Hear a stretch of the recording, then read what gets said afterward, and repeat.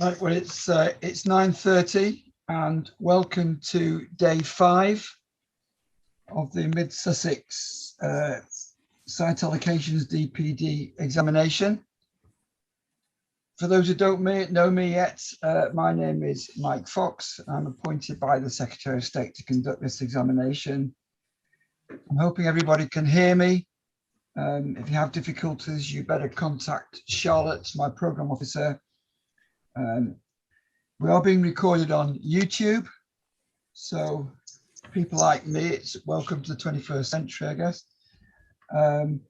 When people come on for the first time, that's when you introduce yourselves. So I'm not going to go around the table now and introduce everybody, as I probably would do in a, quote, physical hearing.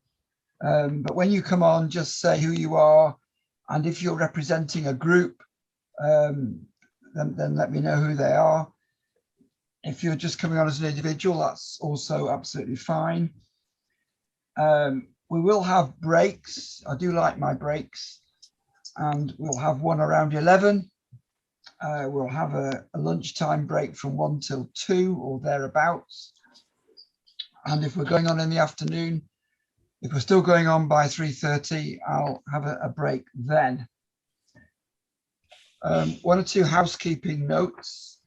First of all, there is an action note that is being circulated. We've got up to 7 items on that.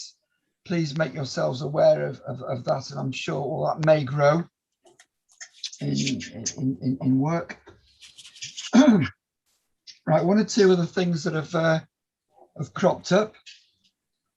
One is in relation to site SA13 and its impact on the national park. I have agreed to visit viewpoints from the national park with representatives from the council and the National Park Authority. South Downs National Park Authority wrote by email yesterday saying that they held a meeting that day with officers from the council and that they intend to jointly commission an update of the LVIA, so basically the landscape, the impact analysis, to arrive at a mutually agreed housing number.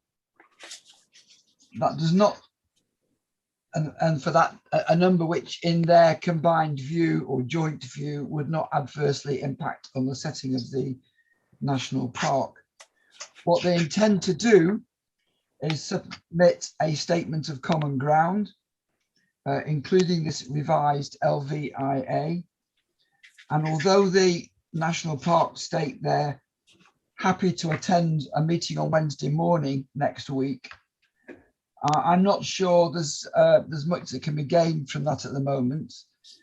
I think it's better to, in fact, hold a meeting, an extra session, once we have a joint statement from the council and the National Park Authority on what they think about SA12 and SA13, particularly SA13. And I'll say we'll hold a final hearing, which will be a public hearing. Everybody will be able to come along to that if they wish to.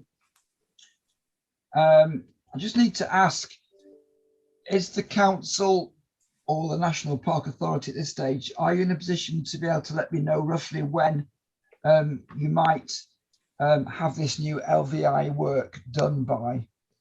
Or is that an unfair question to ask at this stage?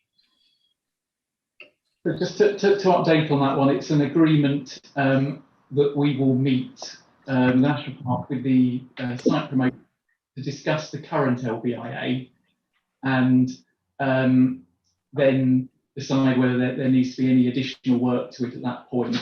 Until we had the meeting with the National Park and the site promoter, we wouldn't be in a position at the moment to put a timeline on any outcomes because we don't know what they would be as yet. Fine. I thought you'd say that. But once we have that work, and assuming that we get a statement of common ground, and it may have some uncommon ground in it, of course, we will then hold another meeting, another session So that'll be presumably be the final day. Hopefully not too far in the future. On the accompanied site visits, I've agreed to conduct one or to conduct them on the 17th and 18th of June. That's next Thursday and Friday, with the meeting the national park officers on the Thursday, probably fairly early in the morning, maybe 9:30ish, that kind of time.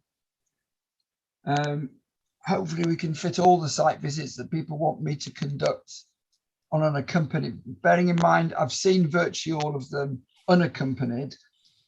So if it's just a question of me seeing the site, well, I've more or less done that.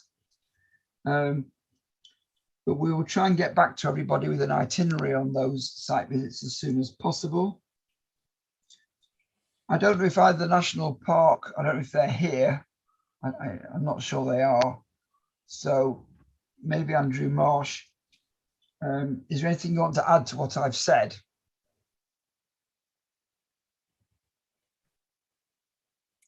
Apologies, sir. Just trying to get the video on. No, nothing to add on that. So we'll wait for the site visits next week and then get back to you with a call to action from there. Fine, thank you for that. Charlotte, is there anything else as programme officer that you wish to say at this stage?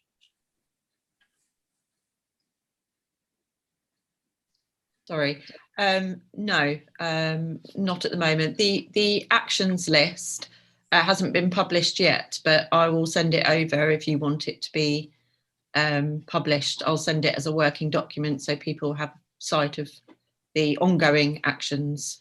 So that's it really. Thank you for that, Charlotte. Yes, I think I'd like that now out in the public domain.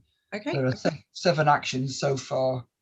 As Charlotte says, it's a working list, so it will change probably. So there's nothing else from the council at this stage before we get into the main business of the day. We have an agenda which is looking at and discussing 7 sites.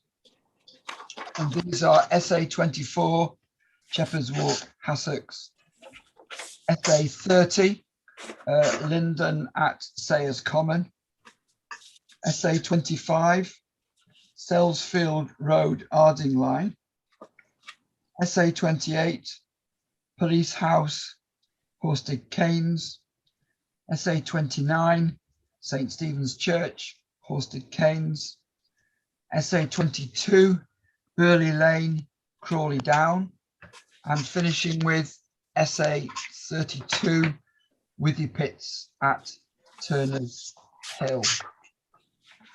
So we will start on 24 on Shepherd's Walk, Hassocks. For those of you who haven't been to these sessions before, I just run through what the principal parties have said, and then we will have a debate on it. I normally let the council introduce the session in case there's anything that they want to emphasise. So 24, land to the north of Shepherd's Walk, Hassocks for 130 dwellings. The council informed me that there's already an outline planning permission on this, that the county council have concluded that the development will not have a severe impact on the local road network, that the council say there's no conflict with the Hassocks neighbourhood plan, there are no showstoppers, for example, no issues affecting living conditions or amenities, no significant impacts on the quality of the landscape. It's a 15 to 20 minute walk to schools, shops and other facilities.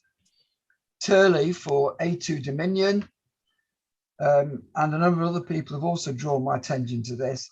They believe there's an access ransom strip and therefore deliverability is in doubt. Denton Homes reiterate that point, as do Andrew Black. So that's probably one of the issues that we need to get out of the way. Is the site deliverable in terms of ransom strips and accesses? So is anything the council wish to say by way of introduction on this one? Good morning, sir. Good morning. So I think really just picking up on your point, as far as the council is concerned, as you've indicated, outline planning permission has already been granted. Therefore, the principle of the development itself has been accepted. We had a conversation last week about whether in those circumstances there's actually even any merit in retaining it as an allocation in the plan. And our position on this is the same as it was in relation to other sites where outline permission has been granted. And that is to say that while there's still a reserve matters application to come in, there is merit in having policy SA24, which sets out a number of criteria which would govern the detail of the reserve matters application. So we would nonetheless want to keep SA24 in. But in terms of the basic principle, as I say, that's now effectively water under the bridge. In terms of the objections that have been raised, you very helpfully summarised what, as far as we understand it, is the key concern amongst most objectors, which doesn't go so much to the principle of whether the development's acceptable, but it might go to issues such as where this would fit in the council's 5-year housing land supply, or whether it's deliverable in the plan period, and that relates to the issue of access. So it's the council's understanding that that is a matter that has been resolved. But I do note that the developer of the site, Ryden Homes, are here today. And since, well, I think in those circumstances, they're probably in a better position to give you the latest word on where that's got to. And I hope that they can. Well, thank you for that. And maybe following on that invitation, maybe Rydens could in fact help us out on this. So that's Chris Huff from Sigma Planning. Mr. Huff, would you like to just let us know what the update on the access is, please?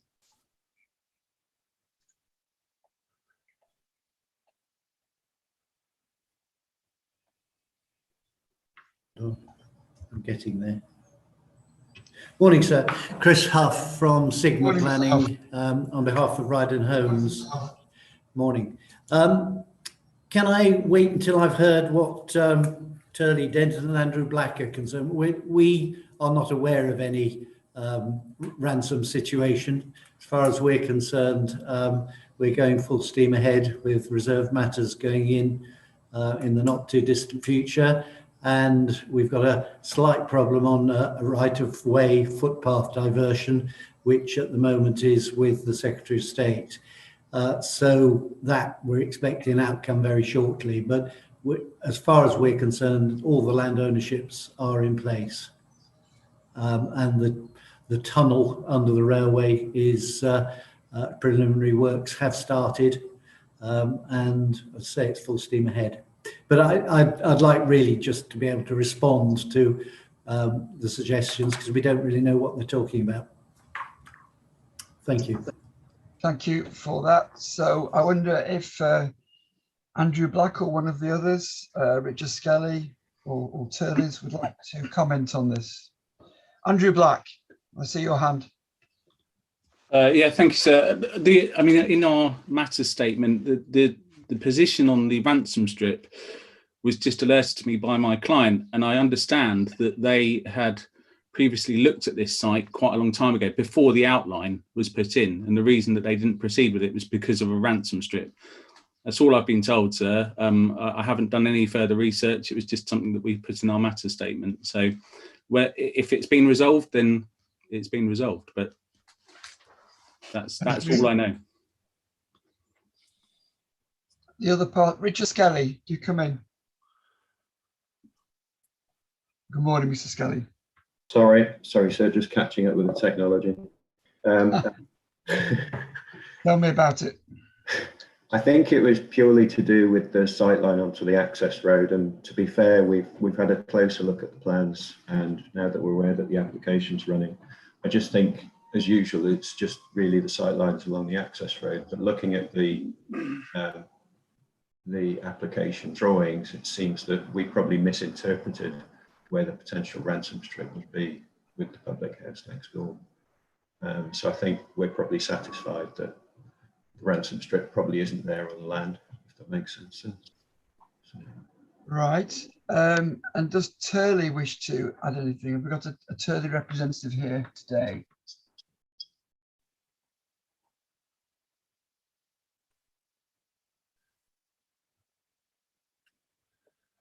I'm not sure we have we? No, they're not here today. Not here, fine. Well, thank you for those points. It would be helpful, Mr. Huff, if from what you've heard today, if you could sort of get back to us with a final note, because it may well affect the housing figures at the council. Yes, sir. I'll read the representations, but as I say, I think it's and from what I've heard just from the other participants, that it's something of nothing. But already in the library, so you have the. It's an unusual situation. We've got 2 outline planning consents within a matter of months, one on appeal and one on application, and those had a high level of detail with them, and that's all in the examination library. I don't expect you to pour through everything, but if there were any points, then the information is available for you to reference it in the examination library. But we'll put in a note just confirming that as far as we understand, there is no ransom situation. The only 2 things we're waiting for, as I say, is the footpath diversion and the tunnel, which is a prerequisite of development commencing more than just the site access, which we can do and propose to do within the timeline of the outline planning consents that exist. Thank you for that. It's very helpful. I seem to be, Charlotte, I seem to be getting a delay on what I'm saying. Is that something we can't solve? Is it? I could only hear it when Mr. Howe was speaking. I couldn't hear it when anyone else was speaking. Okay. I've got it might be something to do with Mr. Howe's. There might be a slight delay in him hearing you, perhaps, but you're not. There's no delay on you now. Are you hearing it? I'm hearing it, and you say there's no delay on me. Yeah, I'm hearing it now. No, sorry, no, it's fine now. Okay.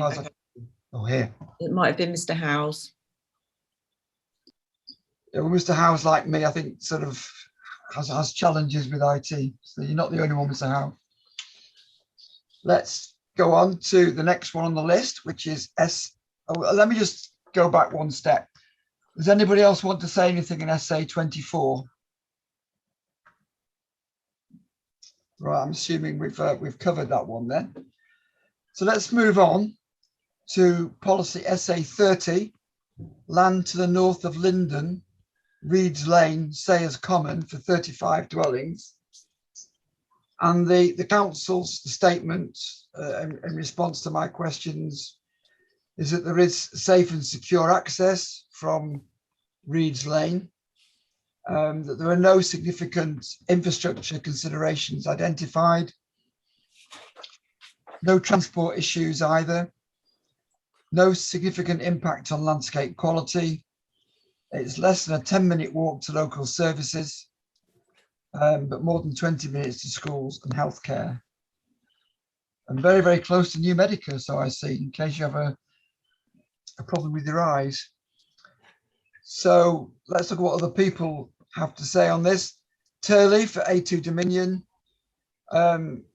Draw my attention to the fact there's a mineral safeguarding area for brick clay brackets wheeled. And they say that no further evidence has been provided to demonstrate the site is required for further mineral extraction, but it would be good to know that. Come back to the council in a minute on that. Denton Homes, Richard Skelly, stated as they do not consider it's been justified in viability terms. Andrew Black for Vanderbilt Homes, more than 20 minutes from a GP, as we've heard, school. Andrew Black considers it's not justified in sustainability terms. And again, the mineral safeguarding area situation, he raises that. DMH Stallard for Reside Developments Limited states that the owners are fully committed to develop the site, that there's no conflict with the district plan, that a transport statement and safety audit have been submitted with no adverse comments. It's in flood zone 1. No significant impact on living conditions. Not in any protected landscape. I was able to get quite a good view by walking along the lane at the side of the industrial estate, looking in, and I would concur with that comment about the landscape. And they draw my attention to paragraph 68 of the NPPF, which acknowledges that small and medium-sized sites can make an important contribution to meeting the housing requirements of an area. I wonder if the council could help me on this one, particularly in relation to the mineral safeguarding area. Is that going to get in the way of things or not? Thank you. So the short answer to that is, and this is an issue that arose last week as well, with another of the sites in a mineral safeguarding area. The policy flags up the issue at the end of the text, and that's been put in, as I understand it, at the request of the County Council. That you may know, the County Council's consultation requirement in relation to mineral safeguarding areas is only for sites that are 3 hectares or more. This is below that. So in other words, it's at a level where the county would not normally be concerned. It is a relatively small site. It's in relatively close proximity to existing residential development. And it's our understanding that either by reason of its size or its proximity, it's unlikely to be viable as a mineral site in its own regard. Certainly, there is no objection from the County Council to its allocation.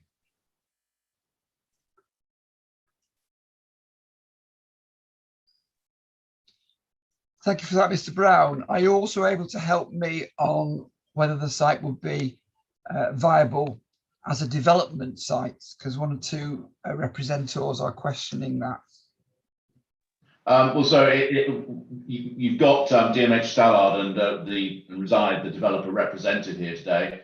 I mean, I'm not sure that we've crunched the numbers particularly, but we're not aware of any particular reason why it should not be viable. They obviously think it is, otherwise they wouldn't have gone to the lengths that they've gone to and be supporting site, and indeed they probably wouldn't be here today. But in terms of how they've arrived at that conclusion, that may be a matter that they're better able to answer than I am. Thank you, Mr. Brown. Eminently sensible suggestion, and I wonder if Katie Lamb can help me on that. Hello, thank you. I'm Katie Lamb from DMH Stallard, acting on behalf of Reside Developments today. I'm quite confused by the point on viability. I'm not sure why there's any evidence that it wouldn't be viable. And this comes back to the point on the mineral safeguarding as well. You'll note from the policy as well that it describes the site as a previous brickworks, now greenfield. So I would suggest that in addition to what Mr. Brown has said, that also any brick clay in the soil has probably already been extracted, although I do admit that's speculation. But also being a greenfield site now, there's nothing to question the viability. And as you've heard, I'm not sure that Reside Developments would be taking the site forward if there was any question of that, and have previously put in a planning application on this site with every intention of bringing it forwards. I may want to come back on other points once we've heard from third parties. So for now, I think if it's okay with you, I will finish there. Thank you, Ms. Lamb. So maybe Richard Skelly, you've made the point about viability. Do you want to come in and let me know why you feel that way? So I think you might have misquoted me. I think we just had it purely on sustainability grounds. We didn't query the viability. I'm just checking my Reg 18 consultations. It was purely on sustainability. So I Okay. think that one could fall away. I'm suitably chastised then. No, apologies, sir. It's just, I'm only reading my own notes. Hopefully I didn't say it somewhere else. Okay, well, you said sustainability, so presumably you're talking about distance from facilities, are you? Yes, sir. And it probably goes back to your opening statement at the beginning of the examination, as to whether one takes a view that the targeted allocation should be at the higher category, or whether there should be spread through some of the lower category villages. And as you know from our own allocation, we welcome the thought that some of the smaller categories should take some of the allocations to meet the needs. And I think Mr. Brown made a point last week, I think it was on the allocation for Anstey, that it's difficult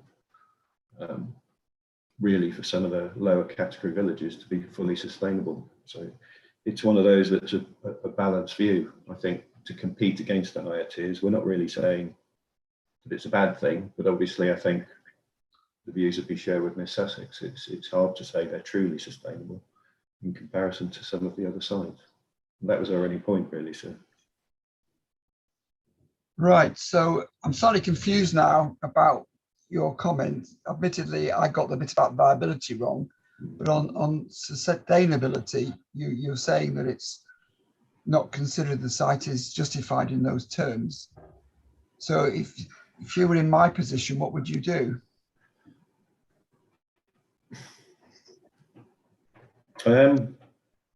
It's a difficult question, sir. Thank you for that one.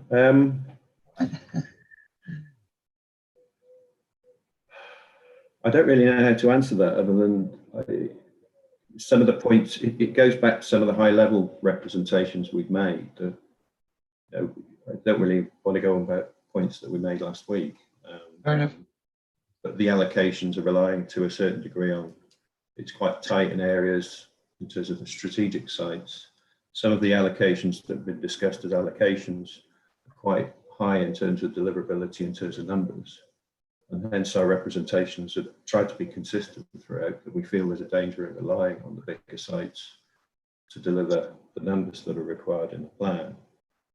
The beauty of smaller sites like this, I feel like I'm changing my allegiance, is that they can be delivered quickly within the plan. So there's less doubt about the delivery of the smaller sites. Possibly, Thank you for honest reply. I think this it just shows what the contradictions are, as I described, this balance that you're trying to assess in terms of what to put before you. Hopefully that helps rather than hinders. I think you put a very helpful interpretation on that. If nobody else has got anything to say, I wonder if Katie Lamb wants her opportunity of coming back, having heard a few comments from different people. Is there anything else, Ms. Lamb, you'd like to say?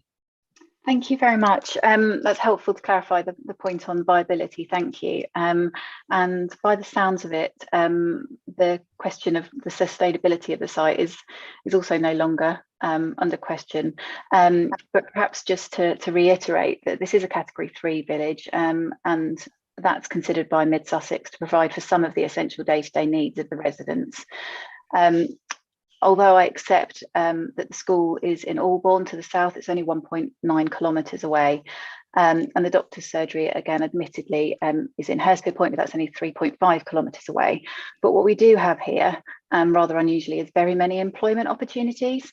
And the site is very well located to those. We have Avtrade Global Headquarters and King's Business Centre immediately adjacent to the site. We have Hicksted Racecourse, the LBS School, and Friday Media within Sayers Common as well. So what it lacks in some elements of sustainability, it more than makes up for in others. And of course, you'll have seen in our evidence that the appeal for the Kings Lane site adjacent to the site confirmed the sustainability of Sayers Common as a suitable settlement for development, that obviously being accepted by the council, a planning inspector and the Secretary of State. So I don't think the sustainability of Sayers Common is under question. I think all of our evidence is set out in the site library and in our hearing statement. And as you'll have seen, we have previously submitted an application which the District Council have assessed with their statutory consultees. And at that point, there were no technical reasons for that development not to come forward. It was simply considered that in light of the imminent adoption of the district plan following examination, that it was premature. So I think it's been evidenced that there's no reasons why this development could not come forwards. Thank you. Councillor Seth G, welcome to our proceedings. Do have the floor. You're going to need to unmute yourself. I can't hear a word you're saying. Sorry, Chair. Sorry, sir. Good morning. Good morning to you. Welcome to our proceedings. The inclusion of this site in the site allocations is the most remarkable planning volte-face. In 2017, an application for a very similar development was refused permission. An email of the 7th of December from Planning Information at Mid Sussex recommended refusal, commenting that an application should await the appeal decision at Kingsland Lanes. You've heard of Kingsland Lanes, sir? I haven't been there, I'm afraid. No. The inference to be drawn from this is if that appeal was successful, there would be no pressure for further housing land supply, as the district was already able to demonstrate a 5-year housing land supply. And I'm quoting the decision notice on DM 17-4448. The outcome, sir, of the Kingsland Lanes appeal was that Sayers Common now has a development of 133 residential units for young families at a well-advanced stage of construction. The 7th of December 2017 message comments went on to recall the parish council's support for the recommendation, citing that the application was contrary to the neighbourhood plan policy H3, Sayers Common housing sites, which allocated 30 to 40 units to Sayers Common for the period 2014-2031. And policy H6, housing site infrastructure and environmental impact assessment. Furthermore, the decision notice expressed confliction with policy C1 of the Mid-Sussex local plan, policies DP6 and DP10 of the emerging district plan, policy C1 of the neighbourhood plan, and the provisions of the NPPF. The only change that has occurred since that application was refused is that 142 residential units now have consent within our village. That means that in the past 30 years, our village will have, the centre of the village will have grown 3 times in terms of residential units. In fact, by 331%. With plus or minus. Stop you for a minute, Councillor. So what was the time period you're talking about for that 3 times growth? 30 years, sir. 30 years, thank you. Do you carry on? So the number of units in the centre of the village has trebled in the past 30 years with plus or minus a commensurate increase in the population. The only infrastructure in that period has been the community shop founded and run by villagers. And that is the facility that is within 10 minutes, according to the documents you've been provided with. And the LVS school for children on the autistic spectrum. We have no post office, we have no bank, ATM, or any other facilities.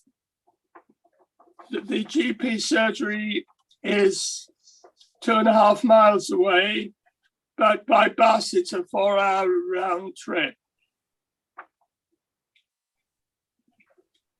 Taking just one, the application documents include a dormouse survey, but no social impact assessment.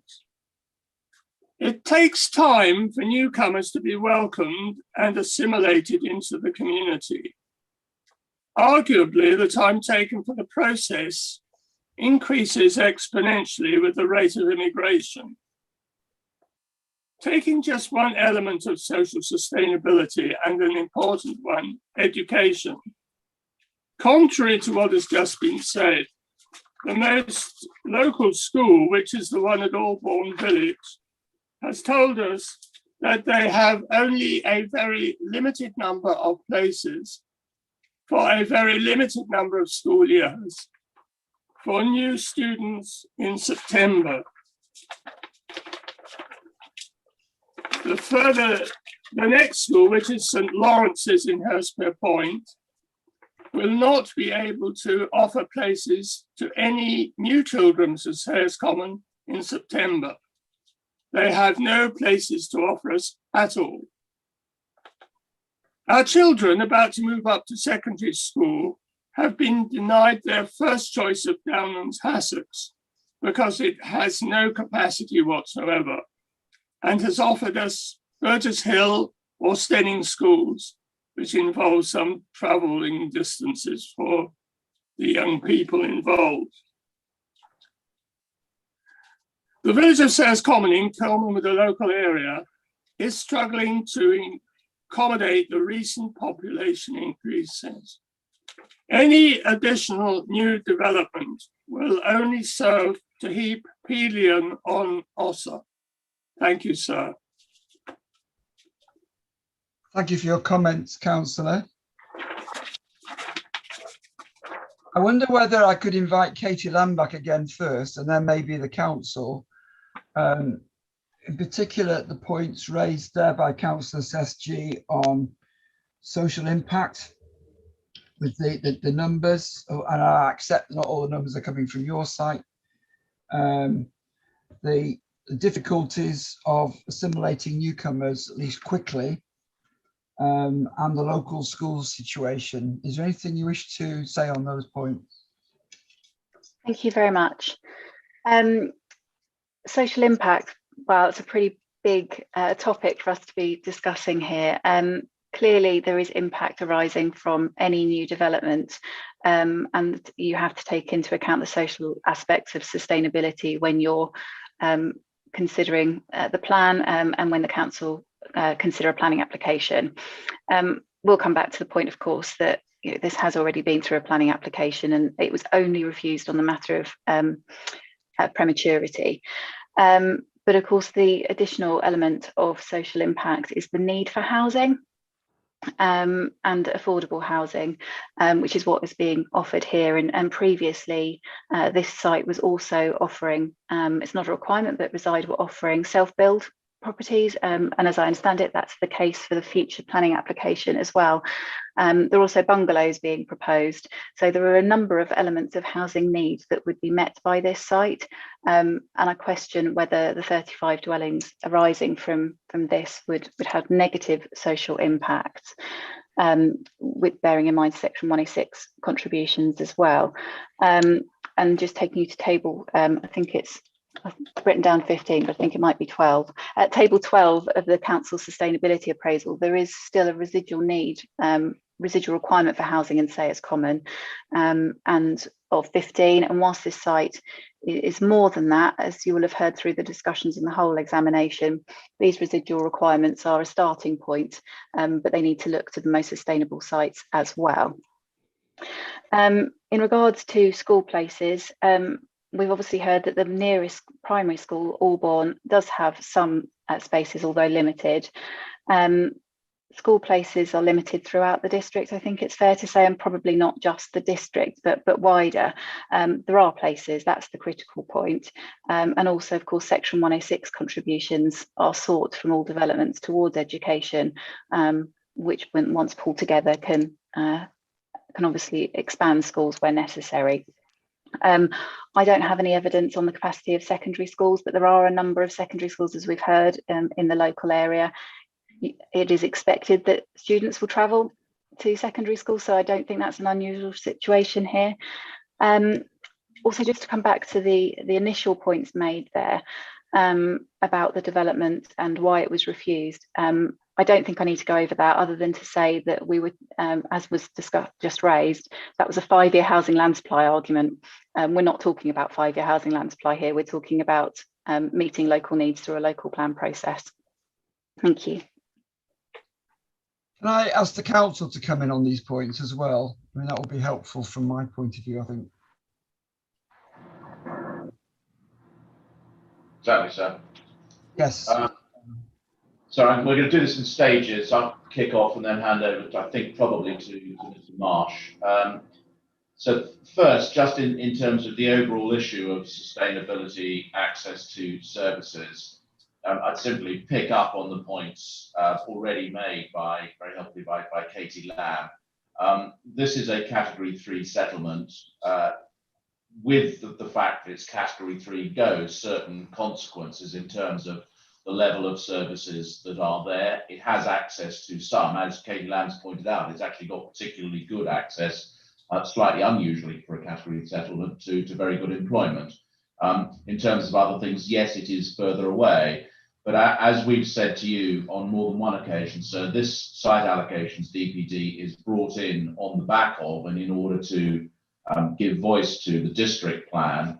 And the district plan specifically tells us that we should be looking at making some provision in Category 3 settlements. And that's exactly what this does. And indeed, the table at page 37 of the plan specifically recognises that Sayers Common should make a level contribution.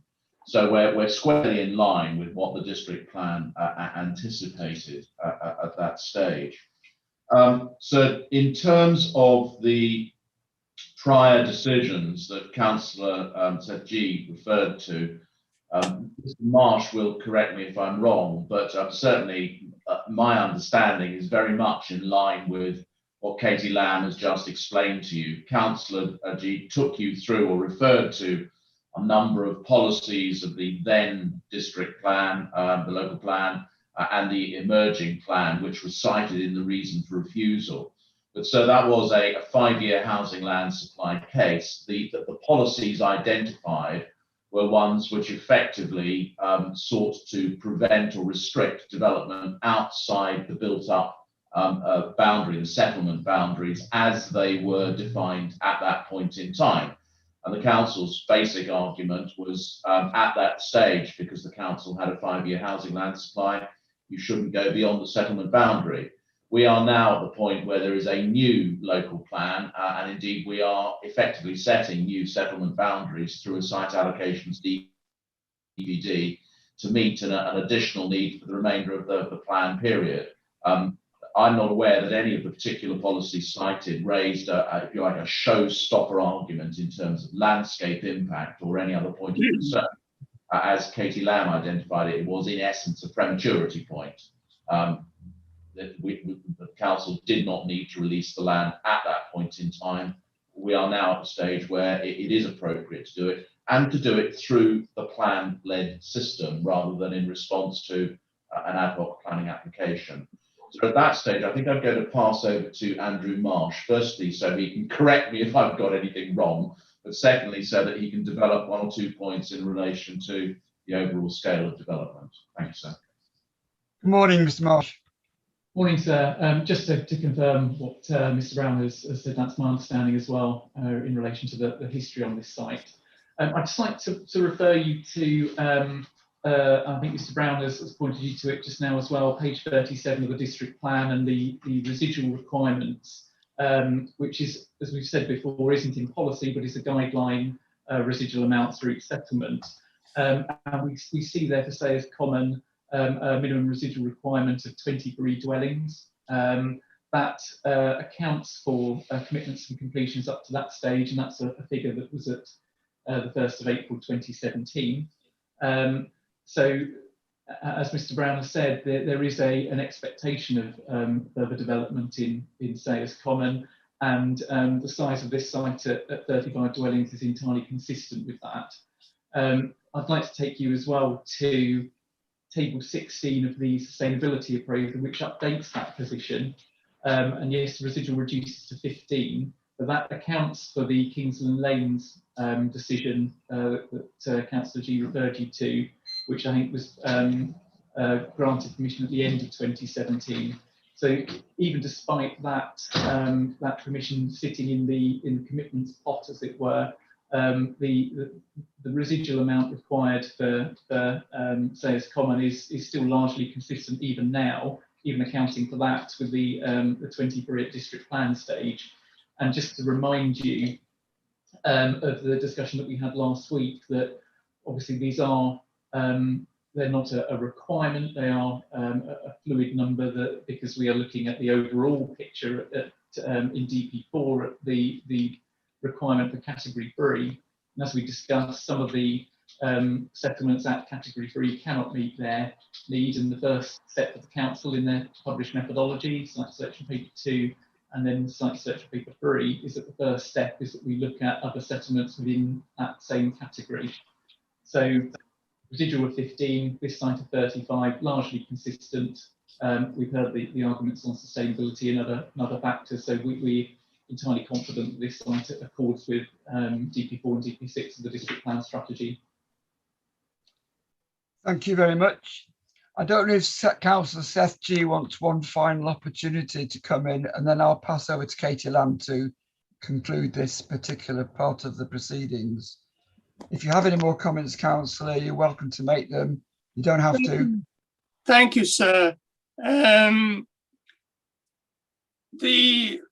blinkered pursuit of land supply targets does not take into account, from my end of the telescope, the social sustainability aspect. I've mentioned to you the 142 units that are currently being built or will shortly be built out in the village. And the fact that there has been no local demand survey carried out to justify that with those houses being built and all that have been built are being built in our sister village, Hurstpere Point, there is a demand that will exceed what is already in the supply line. The ability to assimilate newcomers into the village will take time. As I've said to you, we've travelled in size over the past 30 years. We're still struggling to accept and welcome and assimilate all those people with no improvements in infrastructure whatsoever, apart from our own little shop, and none in the pipeline that we're aware of. I think that planning considerations apart, this should not be allowed to be continued in the site allocations listings. I thank you for your time, sir. Thank you for your contributions. Katie Lamb, do you want to just wrap this up for us and then we'll move on to the next site? Excuse me, sir, but I am down also. I do apologise, Councillor Sam. Do speak. Do come in. Do you want me to come in before Katie Lamb? Or? Yes, I do. Yeah, okay. Well, my name's Bob Sampson, and I'm also speaking on behalf of Hurstpere Point and Sayers Common Parish Council. Now, as you said in your opening address on the first day of this examination, you'll be fully cognizant with the response from Hurstpere Point and Sayers Common Parish Council. So I want to try and be a little more specific from a resident's point of view, if that is acceptable to you. By all means, do carry on. Yeah, well, As one of the 2 ward parish councillors for Sayers Common, my fellow councillor, have worked hard to try and improve the lives of our residents. And this has been made extremely difficult by the way planning has been handled in our village. New developments have been approved without any apparent consideration that there has been no improvement of infrastructure over the last 20+ years. Now, that I've lived here that long, and I've not seen any improvement at all, apart from, as Councillor G said, the shop that we as residents have started off our own back, which is staffed mainly by volunteers, so it's not a major employment site. I'm sorry, I lost my. Now, in a low-lying area such as Sayers Common, I think that we've been prone to surface water flooding for many, many years, and it comes down from all sides except the west, which is where it's supposed to go out, and it doesn't flow very, very easily because Reeds Lane is constantly flooded every time you get a heavy rainstorm. And actually where I live, the house that I live in, which is just behind the Duke of York's pub, if you get a heavy rainstorm, our garden is underwater for a couple of days afterwards, and that is not a very sustainable way of life. I'd like to quote, if I may, from the Mid-Sussex Small-Scale Housing Allocation Sustainability Appraisal of some of the objectives that they include. And item 2 in their list is to ensure that development doesn't take place in areas of flood risk. And this was one of the reasons they refused approval of the original application for 120 houses and an 80-bed care home on the Sayers Meadow site that's being built at the moment. That decision was overturned by the Secretary of State after a judicial inquiry into the previous Secretary of State's upholding of that refusal. The flood risk survey for SA30 makes no mention of or do the accompanying maps show the large development, which has now increased from the 120 by over 15% in the number of houses to 133 homes with an 80-bed care home. And that borders on this site, and it is one of the areas that they claim in their flood risk is where the water, surface water, will disperse through. And it's not likely to disperse through this new development. And I think Councillor G mentioned the access to the GPs and hospital. It says their plan says that, well, their objective says that it should be within 30 minutes by public transport. Now, this would need a suitable public transport system. I have personal experience of this when I was without a car for several months, and it was a 4-hour round trip to the GP surgery in Hurstpere Point because of the timing of the buses, and almost 7 hours round trip to get to the hospital appointment in Haywards Heath. Another item on their objective list was reducing the need to travel by car.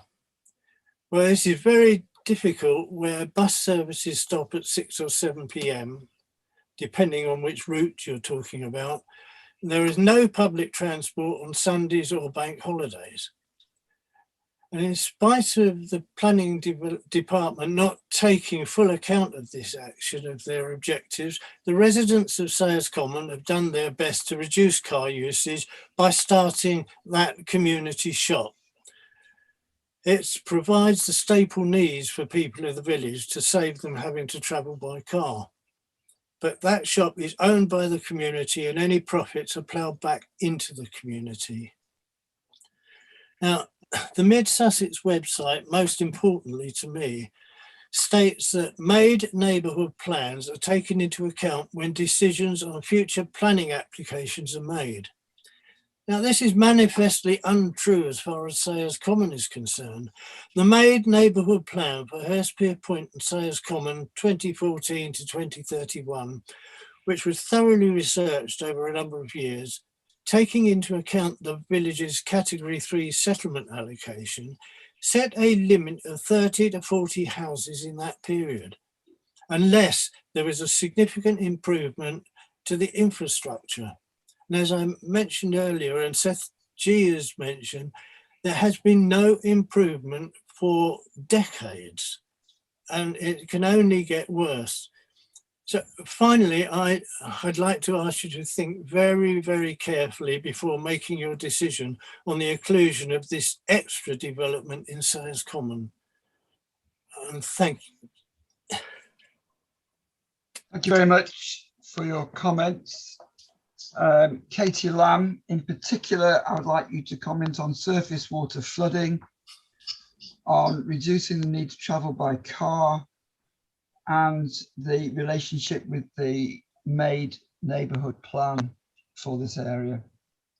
Yes, of course. I might take those in reverse if that's okay. Of course.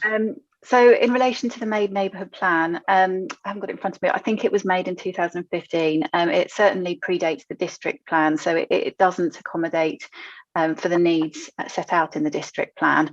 And as we've heard time and time again through this examination, whilst development proposals from a development management point of view should accord with neighbourhood plans, unfortunately, the local plan process, once adopted, will become the most recent policy that we're required to take into consideration. Reducing the need to travel. We're not saying that this is the most sustainable location in the district. It's a Category 3 settlement, not a Category 1 settlement. But as we've heard, there is a need to distribute housing across the district to meet a range of local needs, including those that I mentioned previously. There are sustainability attributes to the village. We've already discussed that, including the shop, which we've heard lots about, which is a very nice local facility. There's employment. In regard to there being no infrastructure in the past 20 years, well, both those things are new in the last 20 years. In relation to GP surgeries, as you know, I've already accepted that is not in the village. The previous application actually offered a satellite GP surgery, but the CCG didn't want it. They don't want satellite GP surgeries throughout the district. They want to focus on their larger GP surgeries. I was going to come back anyway, but it comes to this point as well on secondary schools.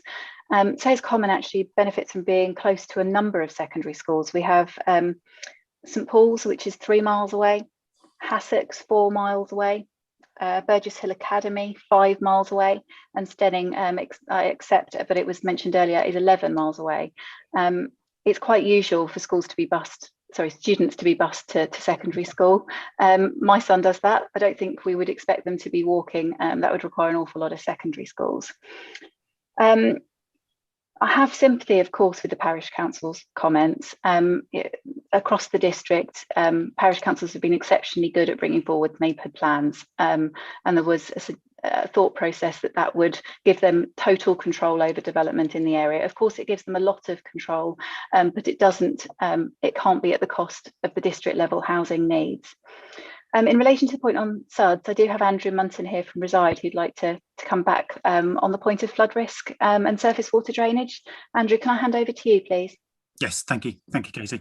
Welcome, Mr. Munt, to our proceedings. Thank you very much. I mean, just a few short points on the flooding. I mean, the obvious first point is that the site is located within flood zone 1, although I'm aware that the conversation's partly about surface water as well. The previous planning application, there were no reasons for objection or refusal in terms of surface water or flooding in any sense. The site has been previously quarried for bricklay, and there are 2 existing, I suppose, what are surface water ponds now. They connect to the farm and agricultural drainage systems within the village. Our site is upstream of the village core, and so our site is essentially standalone. The site drains itself through the ponds northwards to a stream which then runs westwards, i.e. away from the village. In our conversations with the council's drainage officer, what we were able to do and look at, and what we agreed with the previous application and what will come with any future application, was to take the surface water in Reeds Lane out through our site. So as the current surface water system, I suppose that's predominantly the highway drain, as that heads towards the village, and the roundabout in the centre of the village is the lowest point. We can take out the surface water in Reeds Lane if you're travelling west towards the village centre, i.e. east. We take that out, we take it through our site and through our SUD system. So there is an overall net benefit to these surface water issues. I'm not going to say it's going to solve the world, but certainly it will decrease the amount of surface water, and therefore would be a benefit of this site. I think that sums up everything I just wanted to get across. Thank you. Did Katie, did you want to come back on any points? No, I don't think so. Although I see Councillor Sampson saw his hand up, so obviously reserve the right to come back if I need to. But I think you've heard everything you need to from us, and probably seen everything in our evidence base so far. Thank you. Councillor Sampson, is there anything you wanted to add? Just one comment about the employment side. Avtrade was mentioned as being a large employer in the area.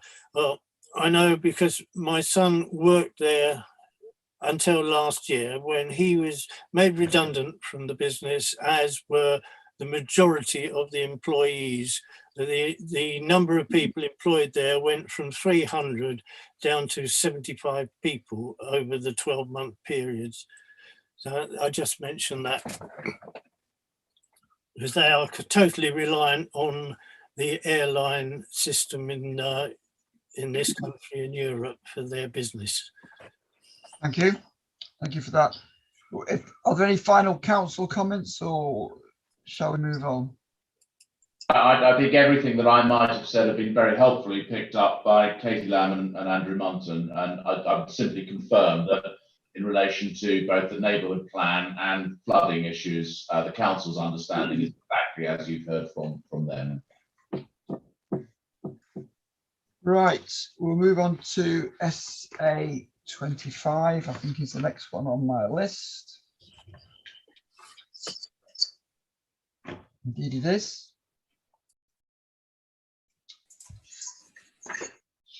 Get my map out. That one. And this is going to take some time, so we're not going to get through all of this before coffee, but we'll make a good start.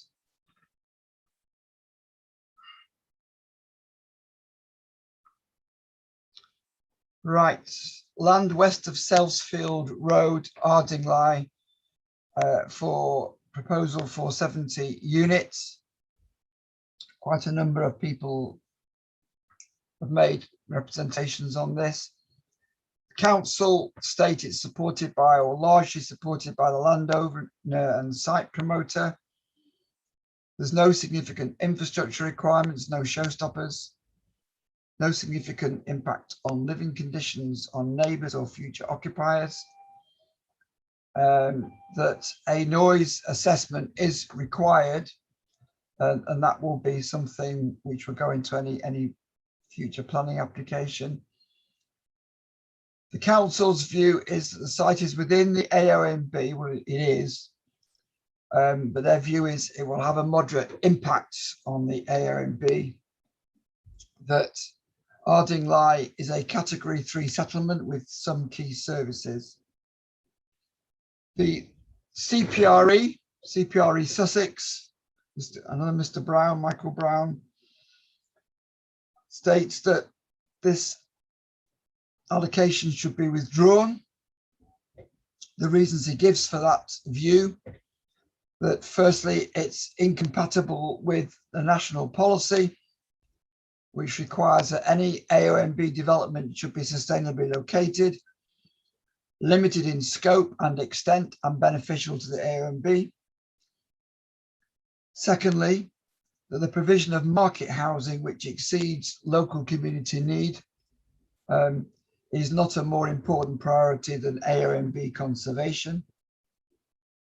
Thirdly, that the sustainability appraisal, the SA basis, is flawed because it treats potential large site developments within the AONB on an equal footing with sites outside the AONB, rather than treating AONB as a last resort option. The fourth reason they give is that great weight must be given to the finding of potential harm and the fact that such development would not meet either the district plan DP16 criteria of being small scale or serving to conserve and enhance the AONB are relevant. Fifthly, the overall assessment must be that the proposal is a major development. I'm sure we have a lot of conversation and discussion about that. And also that this policy, if implemented, would undermine the objectives of and public trust in Ardingly's neighbourhood plan by delivering houses that are not needed locally and by providing other pressures that the plan does not cater for.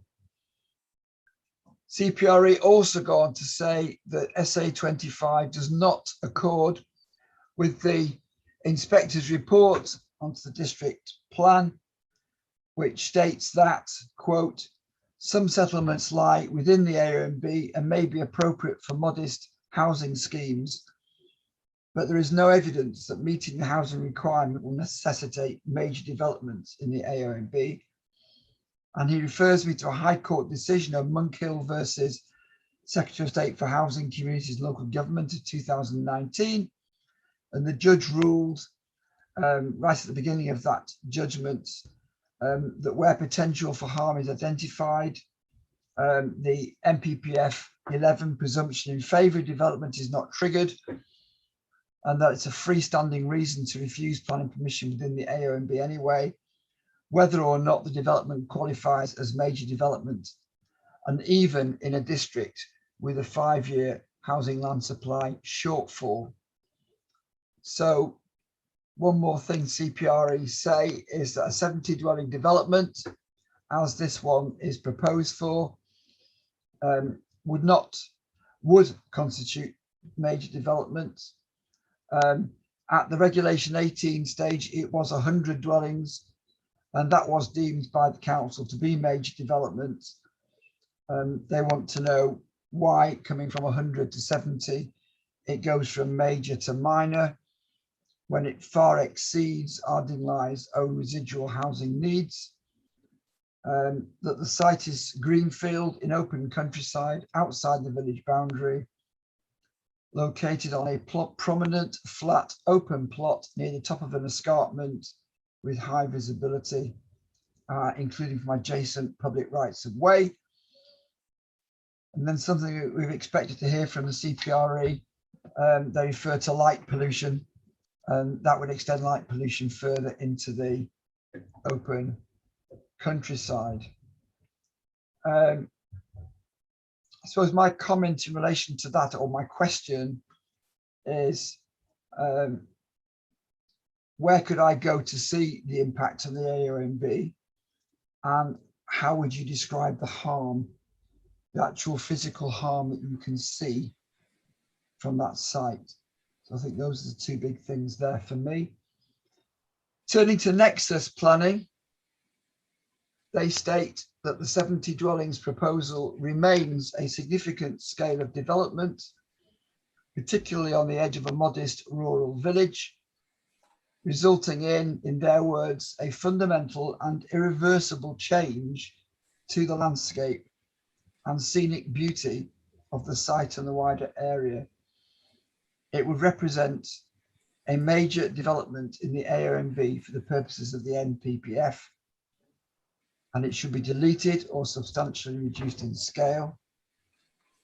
Stephen Surgener writes that the inclusion of SA25 in the plan is contentious, as it falls entirely within the AONB. If it is determined to be major, then no exceptional circumstances or public arguments exist to justify it. And looking at it, in his words, objectively, it is clearly a major development within the ordinary meaning of the word major, and it would lead to suburbanization of this rural village. Savills, on behalf of Charterhouse Strategic Land, state that the primary benefit of this proposal will be the long-term sustainable future for the South of England agricultural site or society site to fulfill its charitable remit. And the district plan does state that it is appropriate for modest housing schemes in the AONB. They also go on to say that 50% of the district lies within the AONB, and that this DPD that I'm examining allocates just 1.1% of the total housing supply of the AONB. They say that the 70 units classified as minor developments, and that's based on their detailed consideration in their topic paper 1, and they refer me to pages 33 to 49, that they accept that 100 units is a major development, but they state that the decrease from between 18 and 21% of the area of the village down to 12 to 15% means it's gone from major to minor.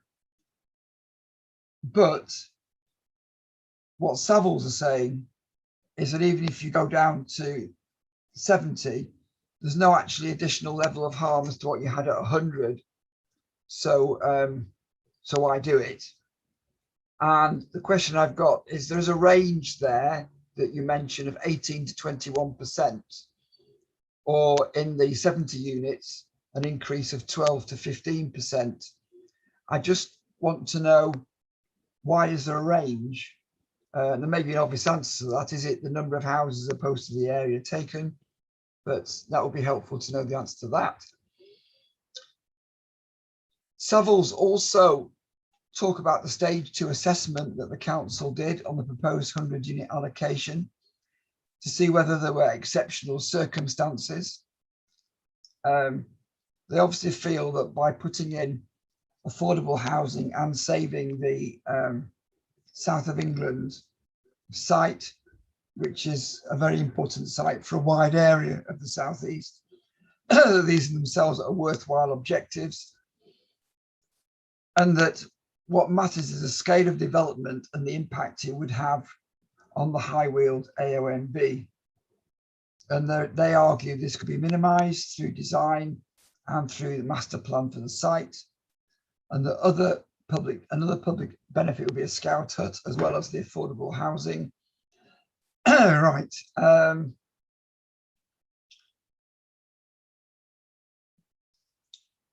They refer to other planning appeals in the area, such as north of Bylanes Close, Cuckfield, where it can be seen that, considering the impact, this is a quote from the appeal decision, it is the impact of the loss of the site on the landscape and scenic beauty that is the paramount consideration, rather than the principle of the physical development of a site that's within the AONB.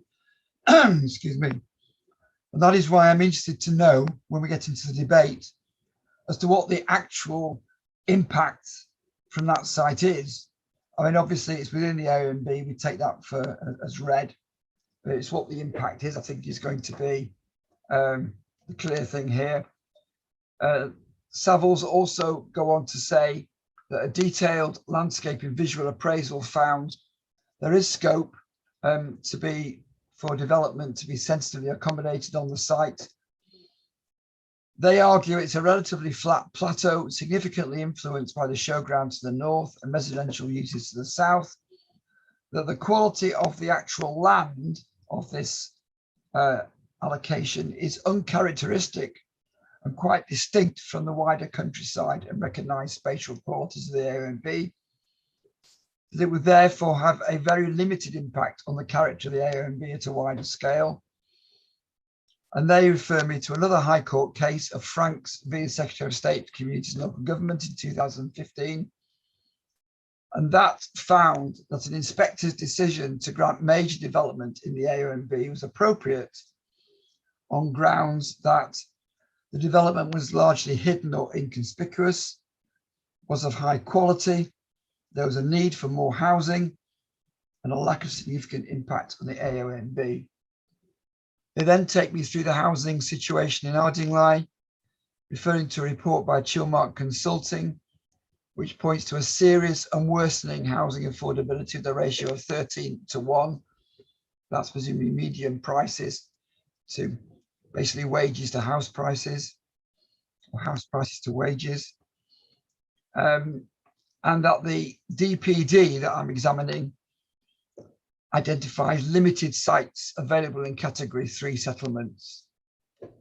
So in relation to what Savills say, my immediate comments are that the above argument falls apart if it can be demonstrated that SA25 or SA25 plus, i.e. the 100 houses, can be demonstrated to impact harmfully on the character and importance of the AONB countryside, either looking from the wider countryside towards the proposed scheme or looking out from the proposed development towards the wider countryside. So it's how hidden or inconspicuous is SA25. Now, there are also a few more people who've spoken on this or written on this, which is important. Andrew Black, consulting for Vanderbilt Homes, states there's a very negative impact against SA objective, that's Sustainability Appraisal Objective 9, due to its location within the High Weald AONB. That the allocation of this site is at odds with the major development in the High Weald AONB topic paper, see paragraph 1.6. The logic to classifying this allocation for 70 dwellings as not major development should be closely scrutinised, particularly given that it was considered as a major development when the site was allocated for 100 dwellings during Regulation 18 stage. I will just finish this resume, so thank you for your patience on this, by quoting what has been put to me by some representatives, and that is what are called the Marici opinions, which I'm sure Paul Brown is very familiar with, and others maybe too. But there are a number of principles or opinions which we should look at on this, according to a very famous barrister. And just very briefly going through these, the first is the overarching principle that it's a matter of planning judgment. The second is that the term major development is given its ordinary meaning. 3, you have to ask yourself, is there potential to have serious adverse impact on the natural beauty and recreational opportunities provided by AONB? Fourthly, you must consider its local content, and Lord Justice Lindblom states in one of his judgments that in sometimes even circumstances as low as 6 dwellings can amount to major development. And the final comment I just wish to refer to in relation to Marici, and I've just raced through this, and I'm sure people can pick me up on things I've missed. The final point, that you need to use the common sense meaning of the word major and not tie it up with too much science, I think is what we're saying. Okay, a lot of things there. We're coming up to a coffee break. I wonder if I could invite the council initially. I do see I've got some other hands up, and I will bring you in. if initially, I don't know if Mr. Brown or the council would just wish to come out with any kind of overview of this, and then I'll look. That's all right, because what I was proposing to do was not to go into the detail of the council's response, but just to try and provide some sort of framework that I hope will help you in writing. Very helpful. I hope it might help structure some of the comments that come and also make it clear exactly what the council's position is. So in terms of this site, I think it is, I'm not saying it's the only issue, but I think it is clear that by far and away that the major issue which is argued as going to Soundless is the fact that this is a site that is in the AONB, and how in those circumstances its allocation sits with national policy. So in that context, there are two separate issues which are raised by the objectors. The first relates to the question whether this is or is not major development. And the second is, well, even if it isn't major development, should it be allocated, given that it will have some impact on the AONB? So taking the first of those, is it major development? So you will know it is the council's position that at 70 units, it is not major development. I'm not going to summarise the reasons for that now, but so in essence, you've got the council's topic paper 1, which deals with how, not just in relation to Ardingly, but other sites in the AONB, that assessment has been made. And so you will see from that, that in arriving at that assessment, the council's taken on board the legal framework. You referred a moment ago to the Marici opinions. They're well known, not just because they're from, as you put it, a very famous barrister, but perhaps more importantly, because with one relatively minor exception, the principles that James Marici advised were applicable in those opinions have now been endorsed by case law. And so the council has approached its analysis of the question whether or not development is major or not on that basis. And so you will know one of the things that emerges from that is that there isn't a magic number which in every single case things suddenly switch from being minor to major. It's a judgment which has to be made in the individual circumstances of each case. And so, as I say, and as you've seen, the council's view is applying those principles. The Ardingly allocation is not major development. So I am aware of the fact that many people disagree with that. And that I anticipate will be a matter that you will need to consider. Having heard their arguments, having been out on site, having looked at what is there, going to the various viewpoints and forming the judgments that you think are appropriate. So what I want to say at the moment, by way of framework, is just to make clear the council's position in the event that you conclude, contrary to TP1, that this is major development in the AONB. So I hope it's clear from everything that I've said that the council's approach to AONB throughout has been that it should not be allocating major development in the AONB.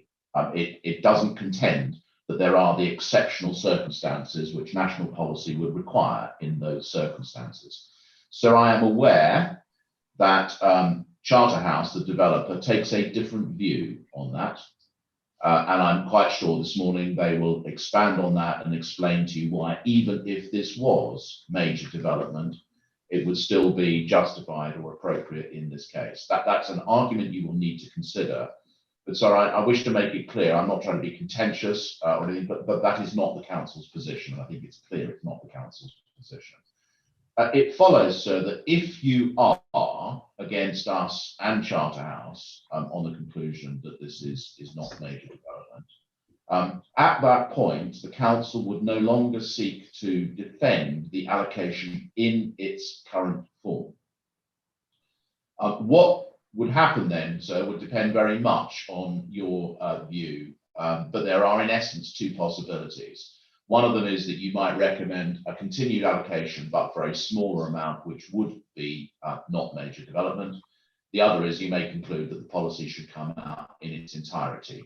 I say at this stage, and by way of framework, the council's very strong preference is that there should be some level of new housing provided in Ardingly. This site is a good site. Even if you conclude 70 is too much, it is a site which is capable of accommodating a smaller level. And so our starting point would be that if you are against us on TP1, that you should come back and ask us to look at a lower number rather than to take the site out altogether. So I say that now, not because in any sense by way of concession, but simply just to try and map out the range of options that may be available to you in the same way that if there was this were a planning appeal, we'd be talking about conditions. It's a without prejudice suggestion. But so I think that's the first issue that you will need to address and hear other people on. So the second, which is even if we're right and it isn't major development, should you find that it's contrary to national policy because of the impact on the AONB, our answer to that is emphatically no. And the reasons for it effectively ally with the reasons that we've given elsewhere in relation to all the other AONB sites, and in particular the fact that the question whether or not there should be allocations in the AONB was considered by your colleague Jonathan Bohr at the district plan stage.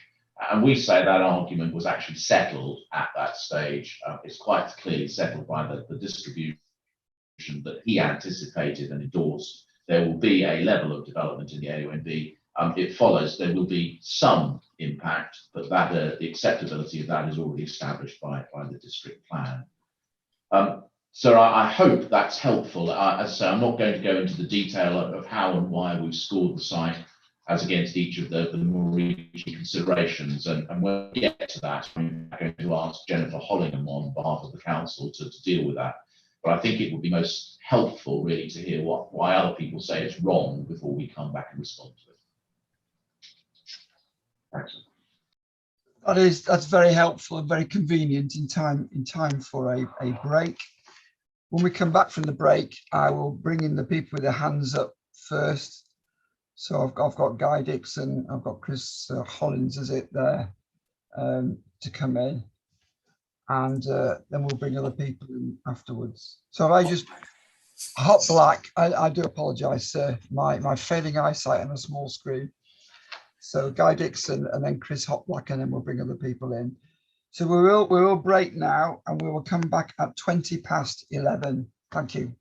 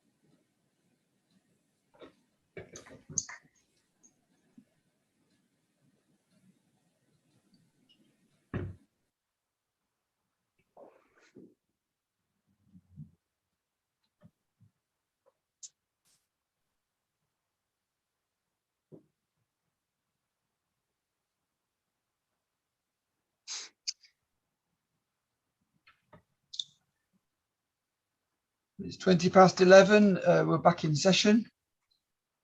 So I will take the people whose hands are up. I'll start with Mr. Dixon, Guy Dixon from Savills. Welcome to the proceedings, Mr. Dixon. The floor is yours. Good morning, sir. Good morning. My name is Guy Dixon. I'm Planning Director at Savills, obviously representing Charterhouse Strategic Land. I'm joined in the room by my clients and other members of the project team, notably including Nicola Brown, who's a chartered member of the Landscape Institute, who's produced the landscape assessments, which are before you as part of our submissions, and should be happy to respond to the particular queries that you've raised. First of all, I have actually just prepared a few words just to sort of set out our case a bit further. Would like to go through those if you're happy for me to do so, sir. That's fine. Carry on. Having taken the opportunity, An unusual situation with being faced by 5 people rather than 1 person. nothing wrong with that. And if it helps facilitate the discussion, then I'm happy with that. Yeah, I mean, I'm happy to go around the room and introduce everyone first if you would like me to, if that's helpful. That might be useful. And I think that might be beneficial for everybody else watching as well. Okay. Just who everybody is. So opposite Sir is Oliver Taylor, who's a chartered planner and chartered surveyor from Charterhouse Strategic Land. Beyond him, which you will see, sir, is Nicola Brown from Huskinson Brown, chartered member of the Landscape Institute. Beyond Nicola is Olivia Glenn, who is a planner with Charterhouse Strategic Land. And then behind me, sir, is my colleague Graham Wilson, who's a chartered planner with Savills, senior planner. Thank you for that. Now, as I talk, the camera should zoom in on the person who's speaking with the greatest the technology, so you won't be hopefully be faced with the whole room all the time, but we'll see how the technology works. See how it goes anyway. Indeed. Thank you, sir. Having taken the opportunity to review the comments submitted in relation to site SA25, it's clear that the objections raised over this allocation relate to 2 core elements, as we've heard from your summaries, sir. And that is the site is in the AONB and also the scale of the application and the scale of the development. As you've noted, sir, the settlement of Ardingly is entirely surrounded by the AONB, the High Weald AONB, and the allocation and development of sites in such settlements is, in our view, a necessary requirement for the ongoing sustainability of such settlements. This was recognised as such in the inspector's comments and written reports during the examination of the district plan. The appropriateness and suitability of the site location has been assessed and determined through a number of landscape and capacity studies that have been conducted in and around Ardingly, stretching back to 2012, with the Hankinson-Duckett report originally commissioned from the District Council and then again for the Neighbourhood Plan Group. Since that time, further capacity studies and landscape assessments were conducted as part of the formation of the Neighbourhood Plan and been re-examined in assessing the site directly as part of this proposed allocation. All have consistently indicated that development to the north of Ardingly is the most appropriate location for sustainable growth of the village, as this is where there will be the least amount of impact on the setting of both Ardingly and the AONB.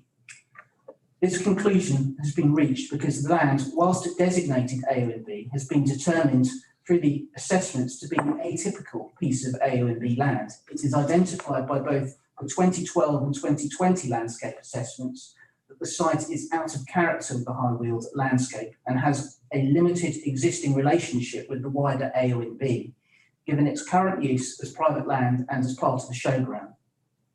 The site's location would result in development being between the showground to the north and the existing settlements to the south, ensuring that a physical barrier to the wider AONB is retained.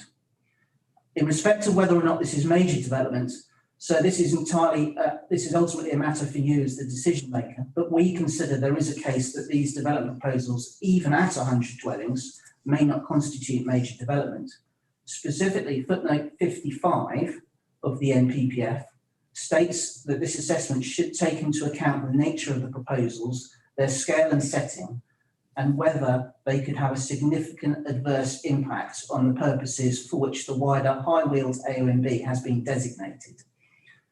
Indeed, the landscape assessments undertaken by Huskinson Brown identify very little adverse impact with either scheme, which Nicola will come back to and delve into further. So, We would also note the clear need for additional housing from category 3 settlements to comply with the spatial strategy set out within the district plan, and more specifically, a need for new housing in Ardingly. The latter is evidenced in the Chilmark consulting reports, which we've appended to our statement, sir. To simply say no development should be allocated in the A and B would undermine the ability of the north of Mid-Sussex to grow, or even just to sustain itself economically. There has to be appropriate development allocated in the A and B to ensure an appropriate and balanced distribution of housing and economic growth across the district. So it's also been noted that there have been comments submitted stating that there are no facilities in Ardingly and that it is not a sustainable settlement, particularly the note that the post office closed in 2020 being cited as an example.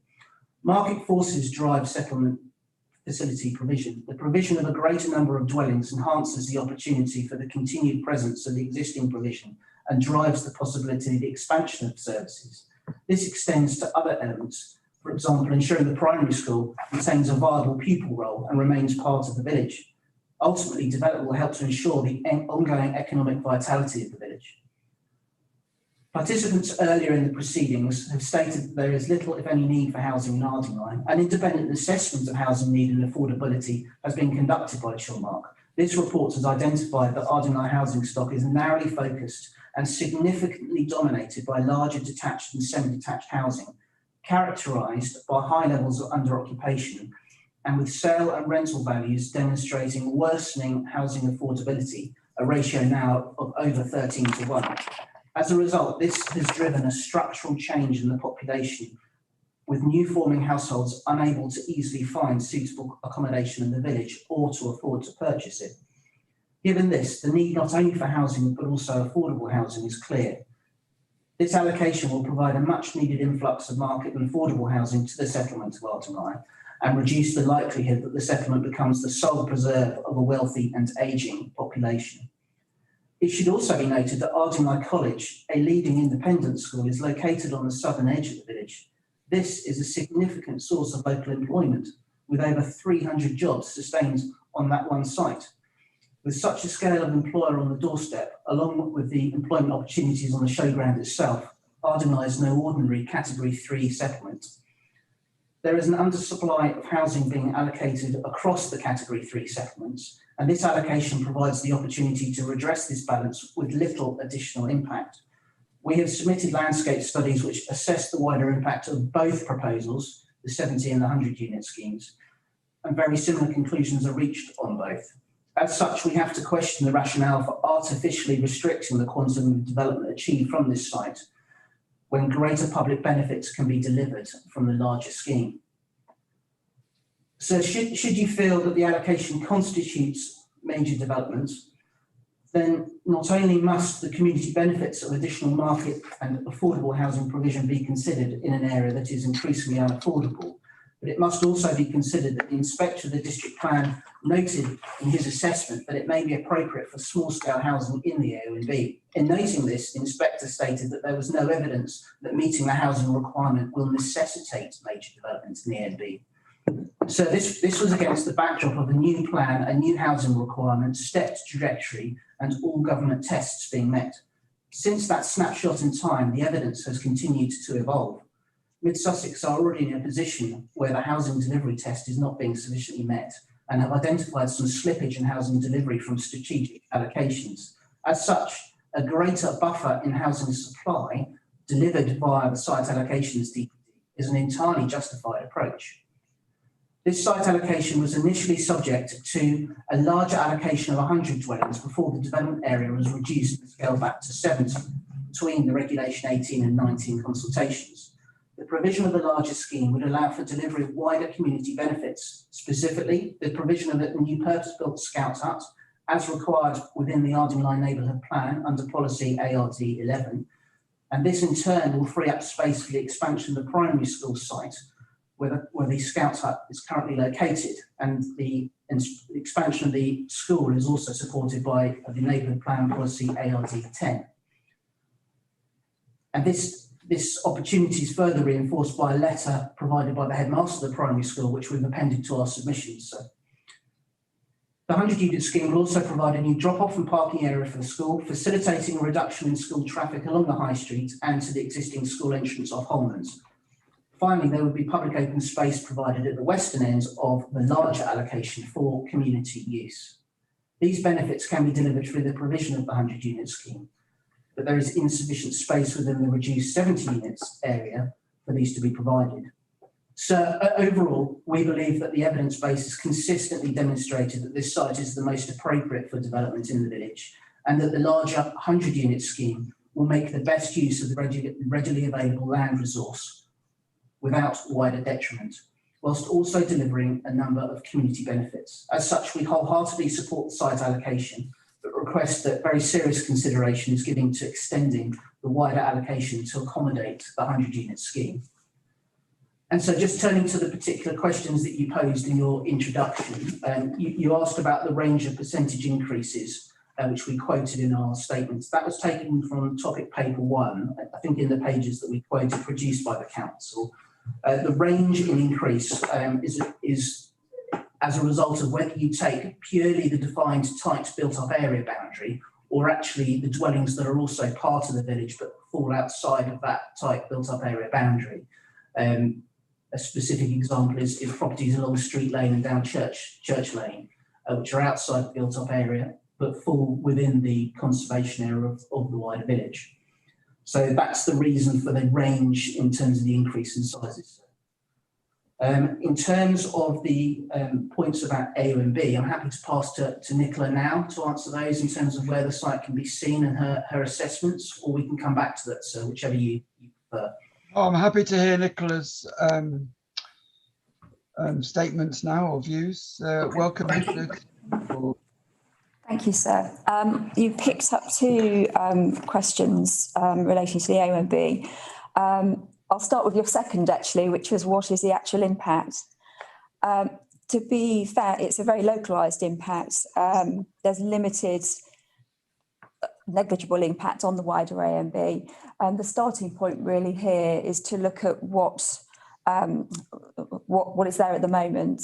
So although it's designated A and B, it's very atypical of the recognised kind of key characteristics. It doesn't share the special qualities of the A1B. We're looking at a site that's flat and open on a plateau. It's heavily influenced by the showground, which is a somewhat unattractive and quite institutional feature in the landscape in its own right. It's well contained in that all of the views to the site are very localised to the footpaths and roads in the immediate vicinity. So all in all, the impacts, like I say, are very, very localised. There would be a loss of the relatively open site itself, but that would be broadly similar for any greenfield site that isn't particular to the A1B. There would be impacts on views from the footpaths adjoining the site and from the nearby roads. And there would be a loss of the kind of informal, permissive recreational use of the land at the moment. But all of those issues can be addressed and mitigated through scheme design. We have felt that there was potential actually to create a more in character and robust landscape structure and a more robust edge to the settlement that would be in character with the A1B. The scheme could retain large areas of public open space. In terms of the kind of specific impacts upon the A1B, you'll notice from the representations that our landscape and visual assessments are included in there. And we have, as part of that, we have looked at how the scheme could respond to the objectives of the A1B management plan. I won't take you through that individually because, like I say, the site actually shares very few characteristics with the A1B, but that has been looked at certainly in terms of how we could respond positively to those local objectives. Your second or your first question, sorry, I've gone back to front here. That's okay. About where you could see the impacts from. Hence why I thought it was probably better to discuss what the impacts are first. As I've said before, the views are all very local. We haven't identified any long distance views from the wider A1B. So in terms of going out to the site, you can walk along the footpaths to the northern and southern boundary of the site and along Street Lane and Salesfield Road itself. As you approach Ardingly on the Salesfield Road, you can get a view, or you literally can get a view, you can get an idea for what the views are on approach to the village and the influence of the showgrounds and how much of the site you see because of the showground. Like I say, it really is just a case of looking at the site. There aren't wider views than that, really. On that point, Ms. Brown, thank you for what you've said. Would it be possible to provide me with a plan which shows where I could go and view the site from, and we'll make that plan available in the examination library so other parties can comment on whether they feel that's realistic or not. But it would help me if I'm going out there next week to look at this site. I think it's one I should look at again. I've obviously formed views for my first visit, but I would like to go to all the points that you're going to hopefully mark on a plan for me. That would be very helpful if you could do that. Absolutely, that sounds very sensible, sir. So I had to cut you off. Was there anything else you wanted to say? I think that's pretty much covered what I wanted to cover, actually. Thank you. Right, well, thank you. Are there any more members of your team there that want to contribute to anything, or shall I move on? Happy for you to move on to others, and we're obviously happy to come back if there are any particular points Cool. we need to clarify. Thank you, Thank sir. you for that. Thank you. Right, Chris Hopblack, it's your turn. Good morning, sir, and thank you for reading our Regulation 19 submission. My name is Chris Hopblack. I'm representing Ardingly Parish Council as Chair of Planning there. And I'd like to ask if that's possible for my colleague Jeremy James, fellow councillor, to chip in if I've missed out any key points. What we'd like to do is really thank you, sir, is summarise our position. It is very similar to that of the CPRE. I think the first point on AONB is that we believe that MSDC has incorrectly applied their methodology and come to the wrong conclusion. Perhaps that's unsurprising. I think the agreement is that the methodology is valid, but we struggle to understand the rationale of using that methodology that came to the conclusion that it's not major. We just couldn't follow the thinking. And I'm sure that'll be part of this discussion that goes on today. Just to bring out some of our key points, it's accepted that there can be small developments in an AONB. We're totally in an AONB. But the size of this development, we cannot see the justification for. The residual requirement for Ardingly is 16 houses, which actually will almost certainly be met by windfall developments in the plan period. And in terms of our own neighbourhood plan, we've already over-delivered 58 versus 37. On the point of sustainability, I'm sure you will have noticed that we're pretty poorly serviced by local services. We do have a bakery, we have a small village store and a pub. We lost the post office note last year, and we're struggling to get any response from a post office headquarters to try and get a temporary service. And we have no surgery or pharmacy. The nearest village with these services is Linfield, some 3 miles away, and bus services are sufficiently infrequent that not many people are going to be able to spend the time to use them.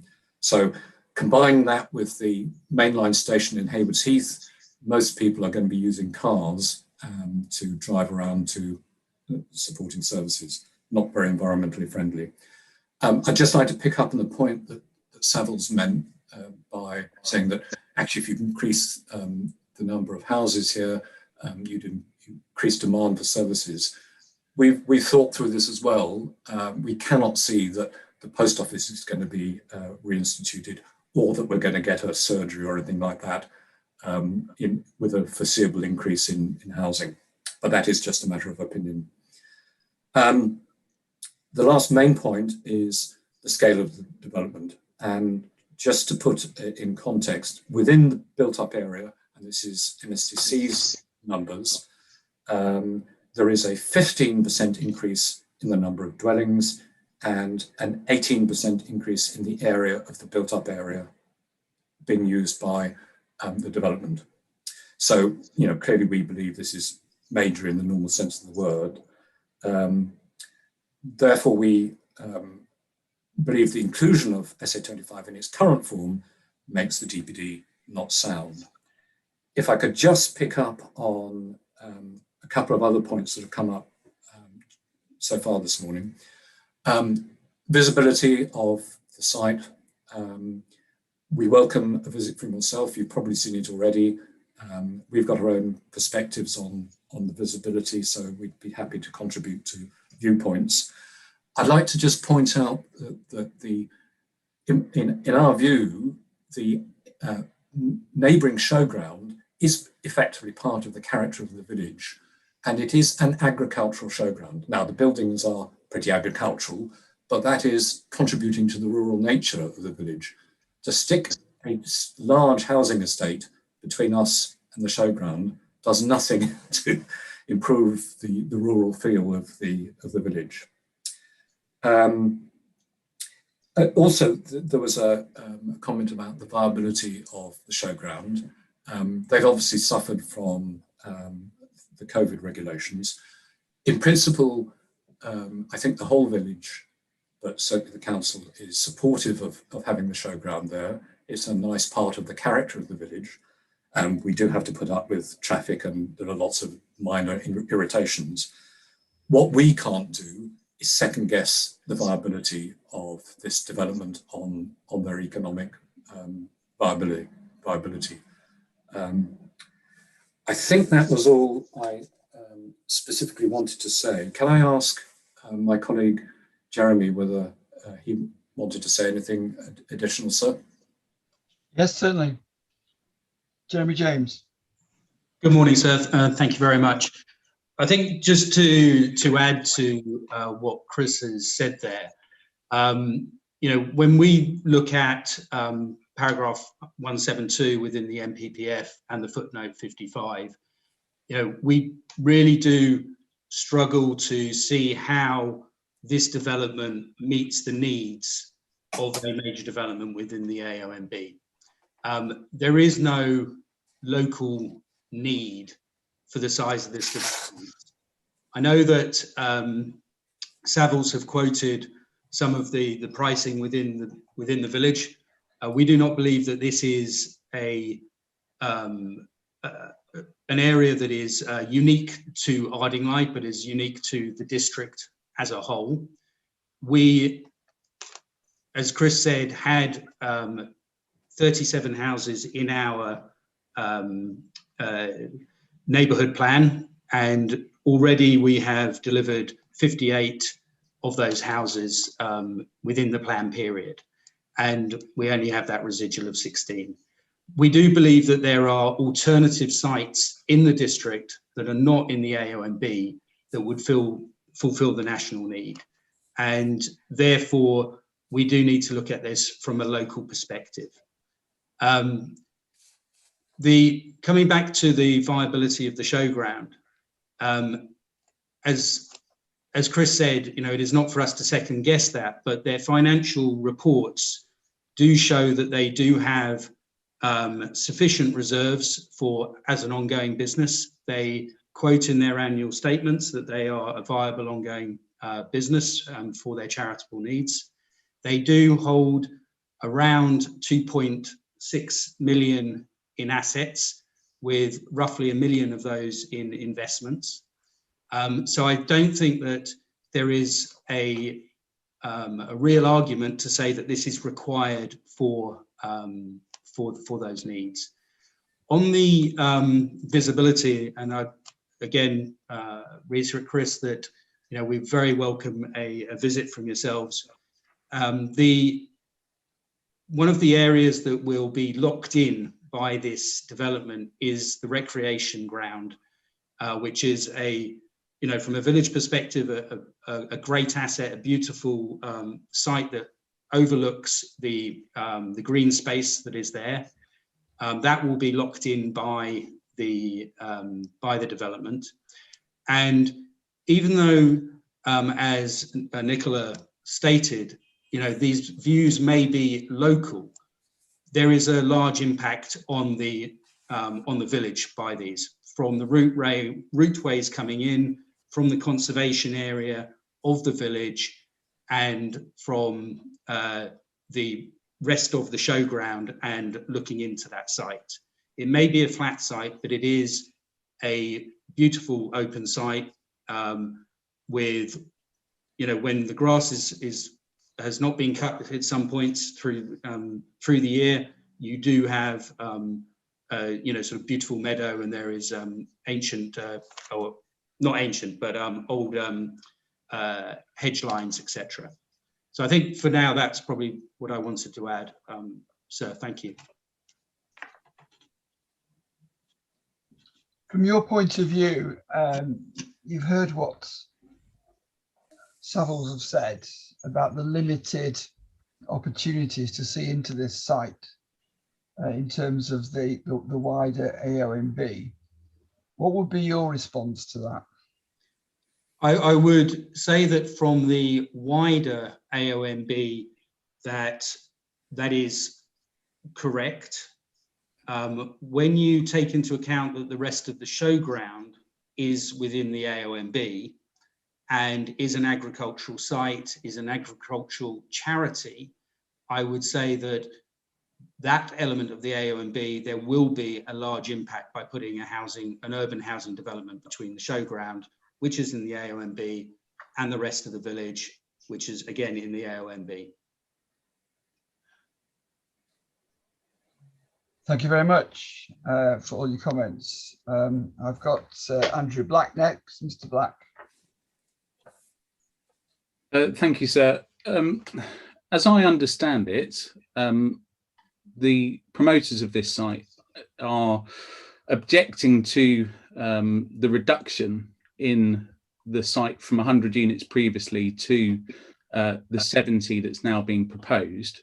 And I just wanted to draw your attention, if I could, sir, to their Regulation 19 submissions, which are in the examination library, and just take you to paragraph 6.7 of that. And I'll read it out to you so you don't need to turn it up. But it's talking around the reduction in that, and you can see throughout those representations that they find the reduction disappointing, in their words. And paragraph 6.7 says the designation of an artificial and firm boundary where the western edge of site SA25 will fall is also disappointing, as this will not allow the allocation to naturally blend in to the existing landscape. It is understood that the rationale behind this is to replicate a historic field boundary, but only one mature tree remains of this entire boundary. And it says here, and I would emphasize, and it is felt that even with suitable landscaping and urban design, this will appear visually jarring and would be better achieved through setting out in the policy wording the approximate area of open space to be left at the western end of the site.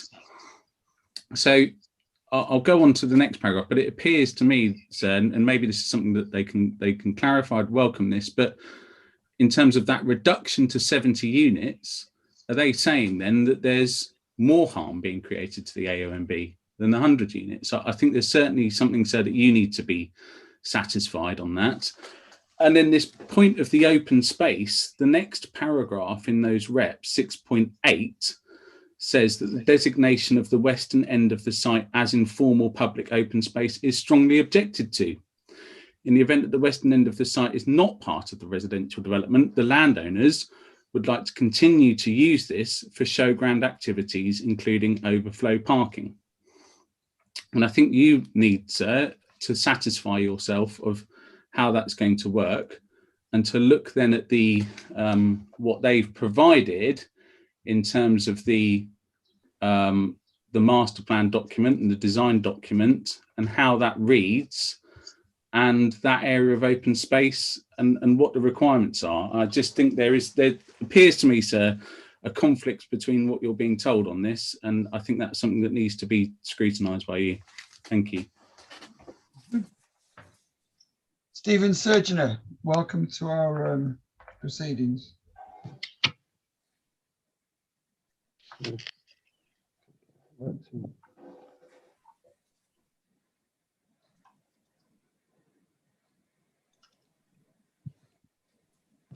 can't get the camera on.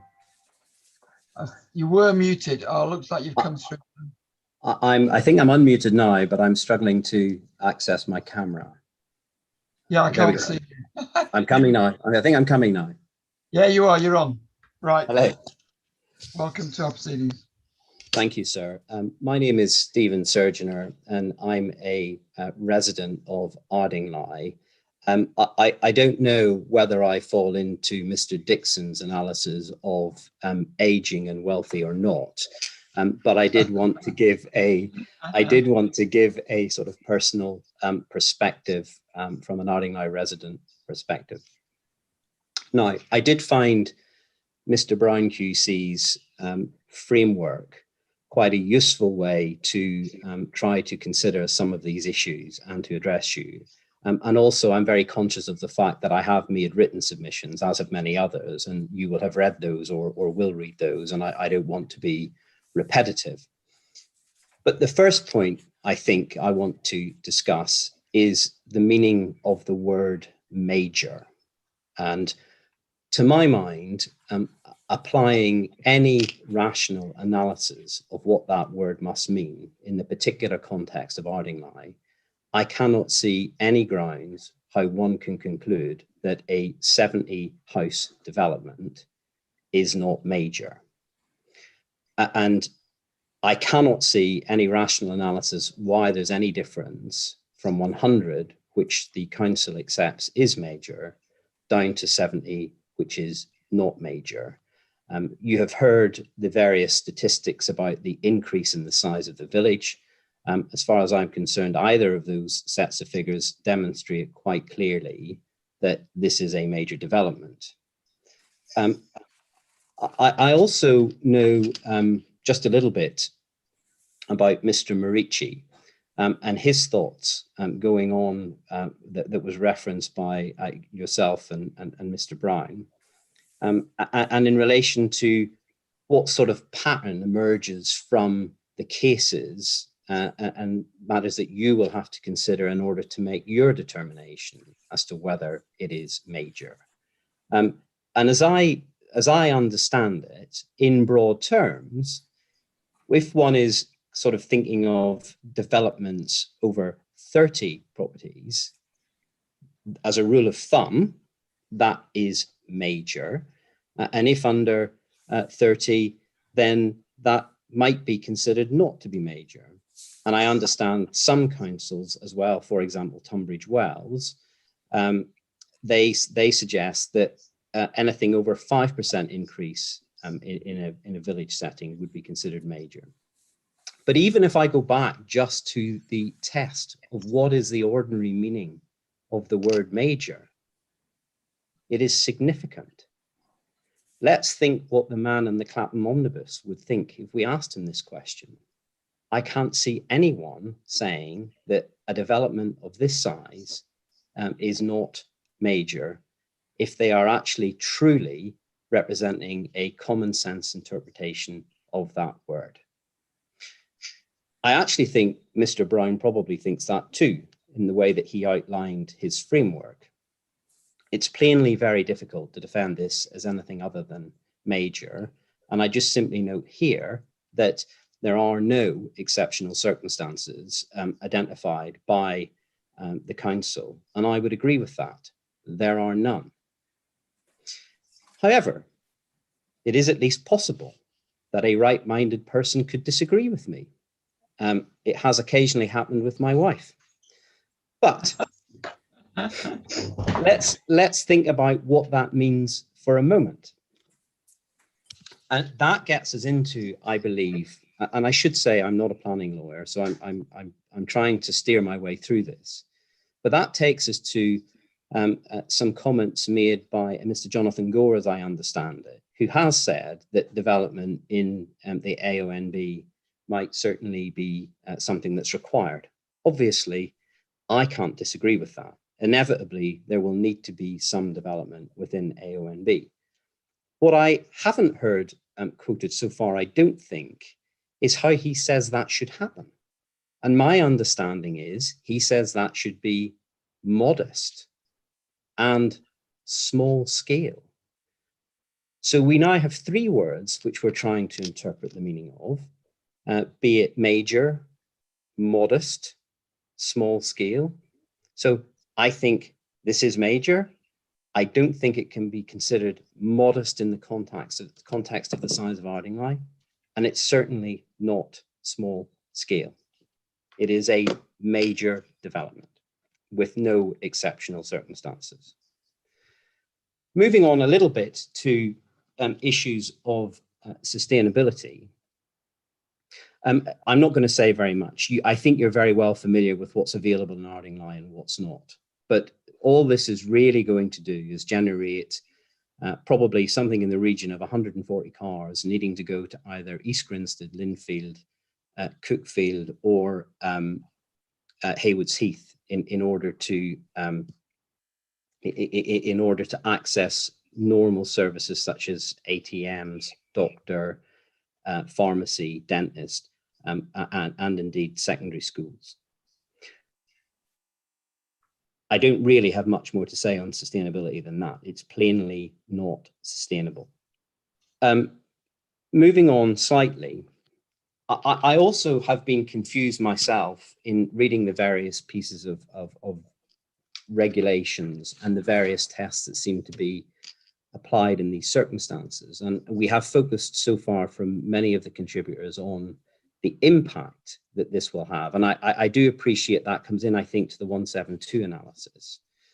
But I also thought that part of what you, sir, are required to do is to consider how this will conserve and enhance the AONB, not simply assess its impact and whether that's negative.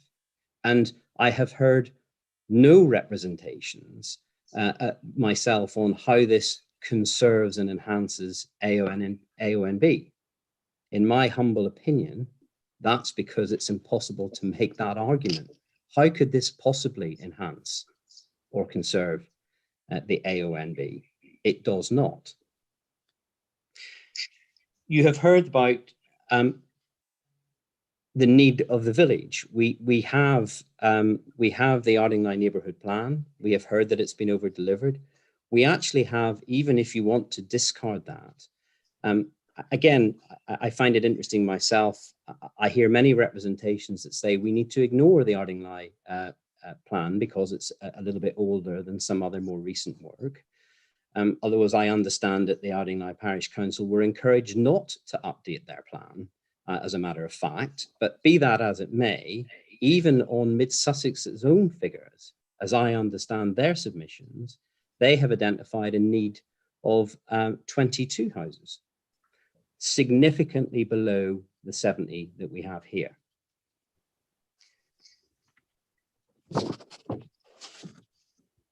We also have, at least to my reading, in several of the documents, a misinterpretation of what the evidence is about any impact that you're asked to consider. In many cases, it's described as moderate impact, but in the papers I have read, in fact, it says that there's a moderate prospect of a significant impact.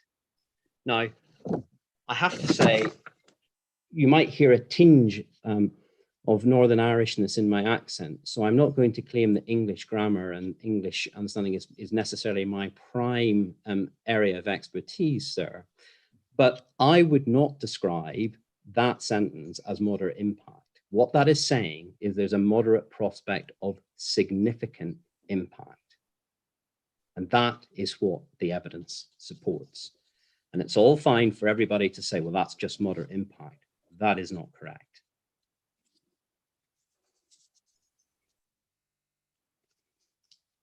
I just want to make sure so that I haven't missed anything else that I need to say at this stage. I think I just want to conclude by saying this does not conserve and enhance.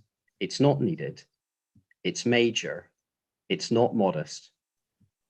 And it's not small scale. And I think, sir, that the only rational outcome is that this is removed from the DPD. Thank you. Just stay there a minute. You mentioned the figure of 22 as an identified need. And you also mentioned a rule of thumb of 30, go from minor to major. Taking those two figures, as it were, as a framework, do you feel that a 20, something around 22 would be a reasonable figure? Or are you saying delete completely? So I am saying that one has to delete completely, because what I believe should happen, but again, not being a planning lawyer, is that the site should be revisited and the process, to the extent there is going to be revisions to numbers or proposals for that, gone through in the in the usual course of how these things work out. I have to phrase it generically because I'm not au fait with all the precise technical language as to how that happens. But in essence, it should go through proper consultation, because that is a significant change. I mean, if what you're saying is, I mean, sorry, the position I'm in as a simple resident, just to be direct about it, is that this started off as 100 houses. It was reduced in circumstances that I don't quite follow to 70, with a switch in position from the council saying 100's major, 70 is not. That was the basis upon which I had understood this was proceeding, only to find more recently that Savills and Charterhouse are saying that in fact it should be 100. And I'm also faced with a position from Charterhouse, again, which I don't fully understand. But what it feels like to me is a sheet of paper that was distributed to villagers saying, in essence, it's 100 and we'll give you something, but if you keep up this 70 tirade, you get nothing. Which I thought reflected very, very badly on them. So to answer your question, I think that it has to be removed and it has to start again from the beginning and be dealt with properly and appropriately, rather than horse traded about at this stage.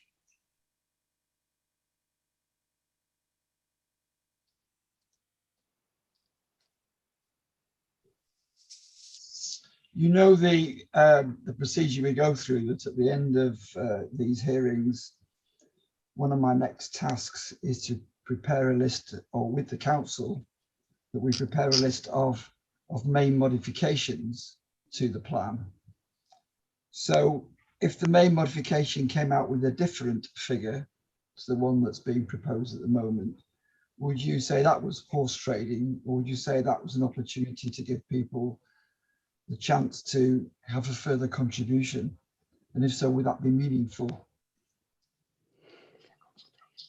Well, sir, I'm not sure I'm fully qualified to answer the question in this sense. So if what you're saying is that if you were to exercise your judgment and say that you felt 30 houses or 22 houses or 15 or whatever that figure was an appropriate figure, and that qualifies as what you termed a major modification, I'm not sure what the consequence is for the opportunity for further representations to be made in relation to that that revised figure. In other words, if there is an opportunity to comment on and debate that again, that would be helpful. But as I say, my primary position is that it should be removed. Rather. Sure, I understand that. Right, thank you very much for your helpful responses there. I'll turn to Michael Brown. We've got a sort of celebration of the Browns at this hearing. So I got Michael Brown from the CPRE. Do come in. Thank you very much, sir. There are one or two things that I would like to say, if I may, but before I do, can I just see if we can clear up what seems to me a technical confusion about the area of the site actually to be allocated. The original SA18 consultation, when the proposal was for 100 houses, talked about a site area on page 65 of the consultation, that consultation document, of 5.17 hectares. The section 19 consultation presumes a smaller site, as I understand it, 70 homes, but the document at page 73 still refers to a site area of 5.17 hectares, albeit that the map itself is redrawn and shows part of the original site bounded in pink, but with a green area beyond, which was, I assume, originally part of the 5.17 hectares. So I'm not quite sure what the site area is to be allocated and what the significance of the green area is on the draft sites allocation that we're all looking at. And I wonder if that... I may well be completely wrong in this, but reading SA 25, you've got the 5.17 gross site area, so it's gross. You've got the number of units 70, and then the description, presumably of that 5.17 hectares, is housing allocation with on-site public open space, which will be the area in green at the western end. So my understanding is, and council, please correct me if I'm wrong on this, that the overall 5.17 includes the green and the pink. In this reduced amount, you've got 70. In the larger amount, you've got 100, but it's that same overall area. Is that something the council could clear up fairly quickly, or do you want to? So that's absolutely right. What I don't have at my fingertips, but that might help Mr. Brown, is what the size of the pink area in isolation would. 3.5. It's of the order of 3.5 hectares. We could come up with a more precise figure if need be, but you are absolutely right. The allocation is housing and open space. That is the pink and the green together, and that totals 5.17 hectares, which is why it's the same overall size as the original 100 in the regulation 18 stage. Thank you for that, Mr. Paul Brown. Mr. Michael Brown, do continue. Well, thank you for that. So I gather the site to be allocated includes the open space. That's what it says on the tin, as it were, for the SA 25. Fine. Well, I want to thank you for summarising, sir, in such detail the written statement that CPRE Sussex made to you, explaining why we believe that this allocation is unsound. But if you would bear with me, I'd like to highlight one or two particular aspects. Yeah, sure. But I need to start, if I may, by shooting some canards. It's been suggested to you that some objectors suggest that there should be no development within the High Weald. And as I've said to you before, CPRE Sussex is not one of those objectors. We believe that development is needed, commensurate with what is locally needed, and sustainability principles. We do say to you, though, that a 70 dwelling site at Ardingly does not constitute what Mr. Bohr called modest development, and that it fails those local need and sustainability tests.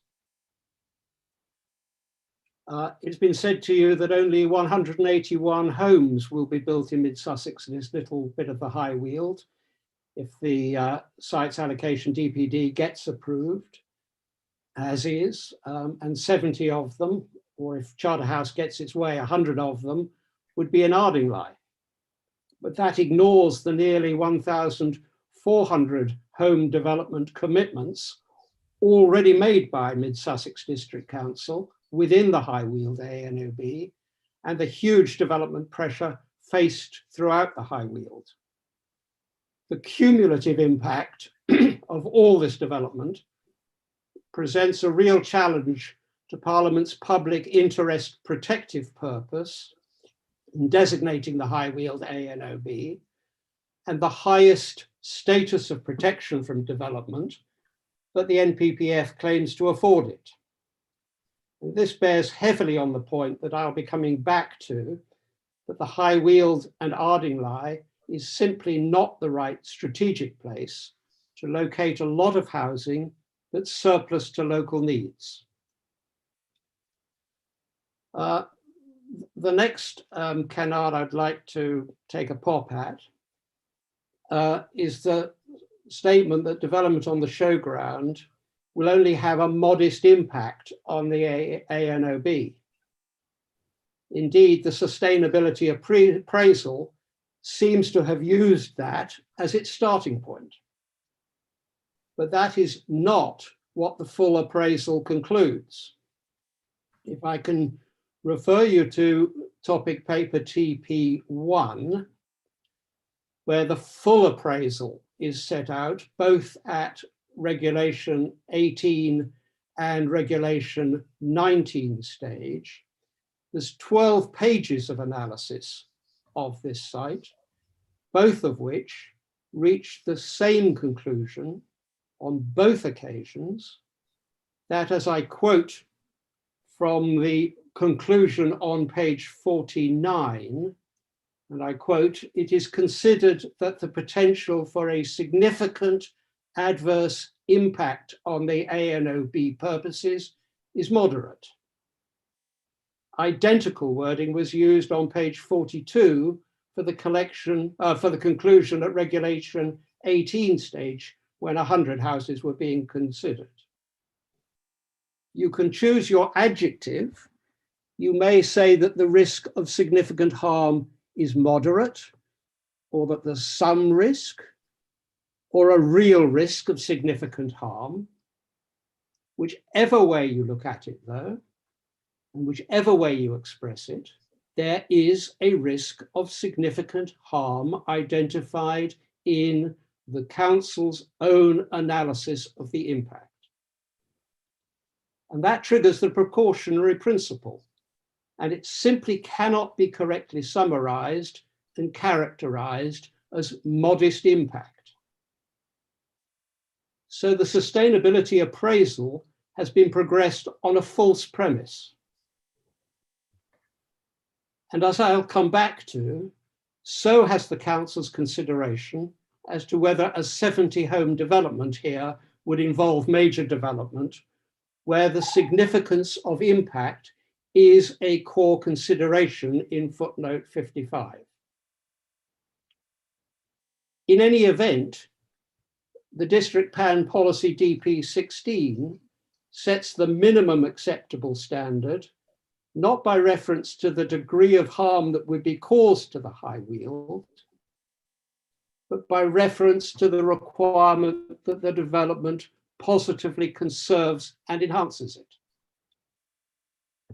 Fourthly, it is said that the High Weald ANOB unit and Natural England have approved or endorsed Mid Sussex's conclusion that a 70 dwelling development based on this proposed SA25 allocation would not involve major development for NPPF para 172 and footnote 55 purposes.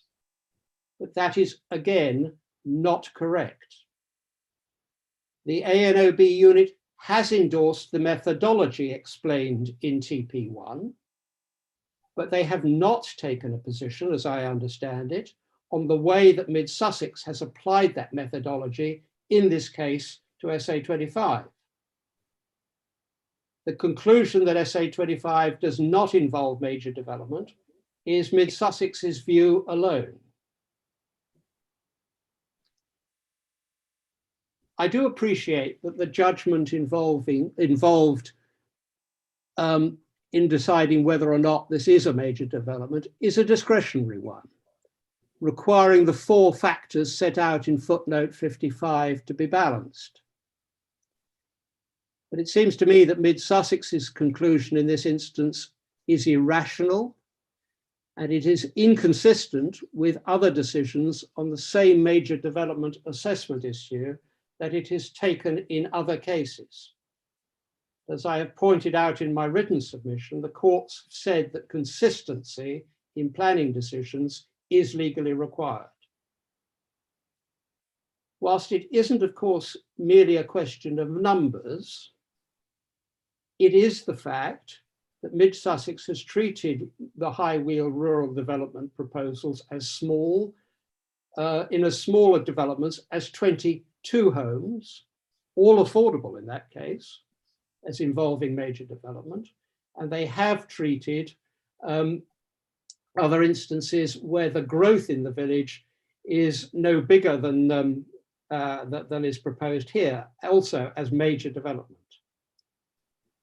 In addition to scale, which on any view is large here, whether you call it major or not, A&O impact is a core footnote 55 consideration. Scale of development is a material factor. So given the unsustainability and infrastructure arguments well put to you by the Parish Council, the fact that Mid Sussex appears to have misdirected itself as to the potential for significant adverse impact, and the other deficiencies in the sustainability assessment process that my May statement draws to your attention, the balancing scales surely clang down very heavily on the side of 25 involving major development. You've got the power to reach that conclusion. At the end of the day, though, CPRE's main argument comes down to the point that this allocation, sitting in the middle of the High Weald ANOB, is not the right place or a sustainable location in which to place a large number of market housing over and above what may be required to meet Ardingly's own housing needs. The Countryside and Rights of Way Act, Part 4, which is the framework legislation for the designation of ANOBs and the conservation of their natural beauty and special landscape character, free from inappropriate development, points you away from using ANOBs to locate surplus development.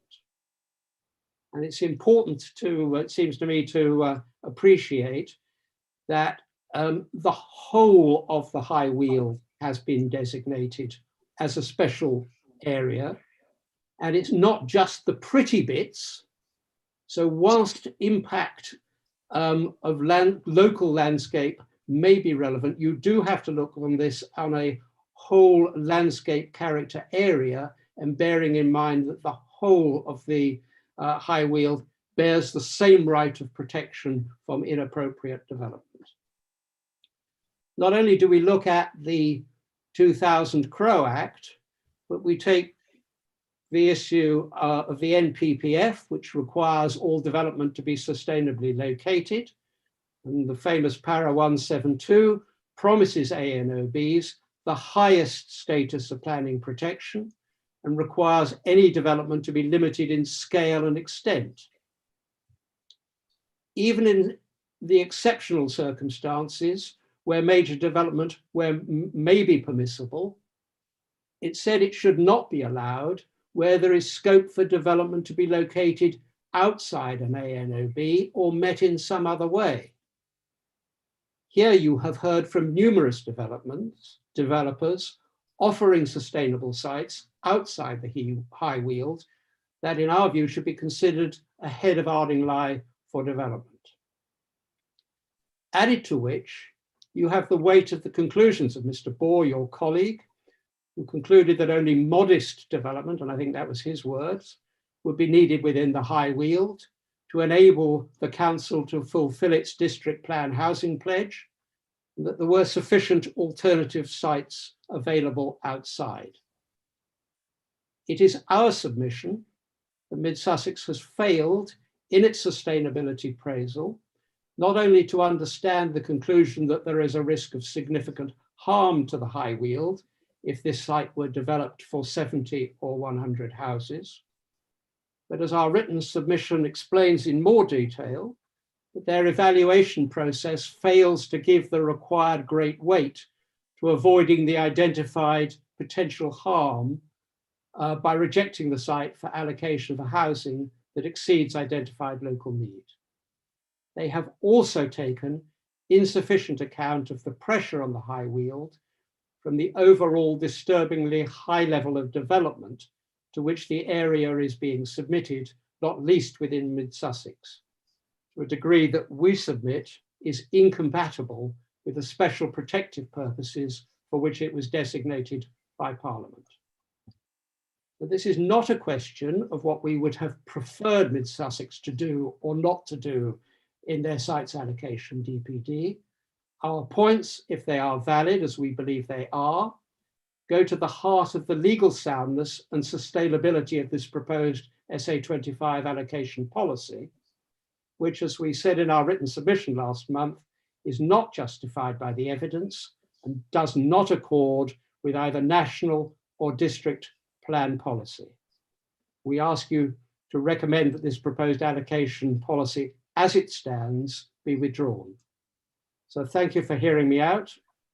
And I've probably said more than enough. Well, I might ask you just to say a little bit more, if you don't mind, in a minute, but you've heard what Stephen Surgeon had to say, and you've heard him say about the 30 dwellings being a rule of thumb, and the need of 22 dwellings. Do you have any view or any advice for me in relation to what would be a figure that equates to modest development in Ardingly? So I don't think I do have any wisdom for you on that. I think today, the purpose, as far as I'm concerned, of today's hearing is to consider the allocation as it's put to you. It seems to me that if you were to conclude that it was appropriate to come forward with a more, for the council to come forward with a more modest allocation, before they did so, I would jolly well hope that they would sit down with the parish council and consider and try and reach an agreement with them as to what, if any, level of further housing need the village has, and only to put forward a different proposal that was one agreed between the parish council and Mid Sussex as reflecting what is needed locally, and you would then find CPRE supportive of that future allocation. But I obviously have to look at what the district plan says, what the inspector's report indicated, or my colleague Jonathan Bohr said.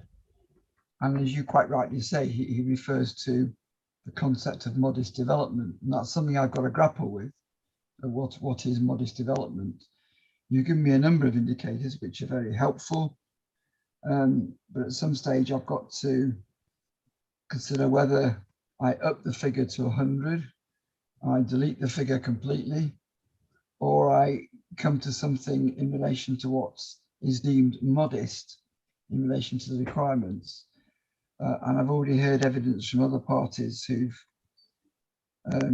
given me some feelers on that line, and I only wondered whether you wanted to add yours. That was all. I'm just giving you the opportunity. You don't have to take. Call me a coward, sir, but I think that is a matter for the local residents through their parish council rather than for CPRE. Thank you. As Jenny Paxman used to say, I've asked you twice, I'm not going to ask you 3 times. So we'll finish there.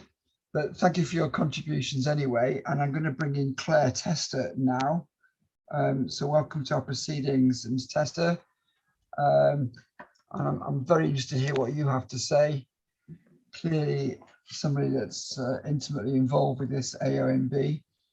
And I just wanted to know what your sort of main points on this debate so far are. Okay, thank you. And thank you for inviting me to this examination. Just to give a little bit of background, the High Weald AONB partnership is formed by the 15 local authorities with land in the AONB, and the unit of which I'm part supports that partnership. So we work with local authorities and with other decision makers like yourself in terms of how they can help to conserve and enhance the AONB, and we base that advice on the management plan. In terms of how we've helped with this examination, we've assisted Mid Sussex with their site assessments in terms of what impact sites in the AONB would have on those characteristics in the management plan. We've also assisted and encouraged them to carry out the major development work in terms of giving a very transparent assessment of how they've come to conclusions on whether sites are major or not. And we feel that's a big step forward, because certainly any other examination that I've attended over the last 5 years, that assessment hasn't been made in such an open and transparent way. I think that is a huge step forward. But Michael Brown is right in saying that whilst we endorse the methodology, we haven't taken a position on the conclusions, because we don't think that is for us to do. That is for a matter for the decision maker, in the first instance Mid Sussex themselves, and ultimately for yourself. So the other comments I wanted to make on this particular site, there's been the words wider AONB has been bandied around quite a lot, and I would really like to try and bring it back to the fact that the AONB, the designation, isn't just about, as Michael Brown says, it's not just about the pretty bits, it's not just about the green bits. Actually, the designation includes a lot of settlements, and settlement, in particular historic settlement character, is one of the key landscape components that's identified in the management plan as being important to the designation. And this is particularly significant in this case because the village of Ardingly has two very separate parts of its settlement. It's got an area around the church, which is the original area of the settlement around the Saxon early Norman church. And it's got the later settlement that's based around the routeways and along the main road. And the separation between those two areas of settlement is really important. And that's not just me saying that, that's been endorsed by an inspector at Appeal on the other side of the street. So when we had a look at this site in terms of what impact it would have, sorry, I'm getting a bit of feedback from Savills. Well, I just feel this because the context is very different. Right. Yeah, thank you. You all right now? Yeah, that's great. Okay, let's continue. In terms of the impact of this site, and you've asked for views about where you can see the site from and what impact it would have on the AONB. In my opinion, the most sensitive views of this site are from the street, from the south of the site. And that is because of the impact that any development on the larger site would have. Excuse me. Just shut the door. That's because of any impact that the development of that site would have on that gap between those two settlements.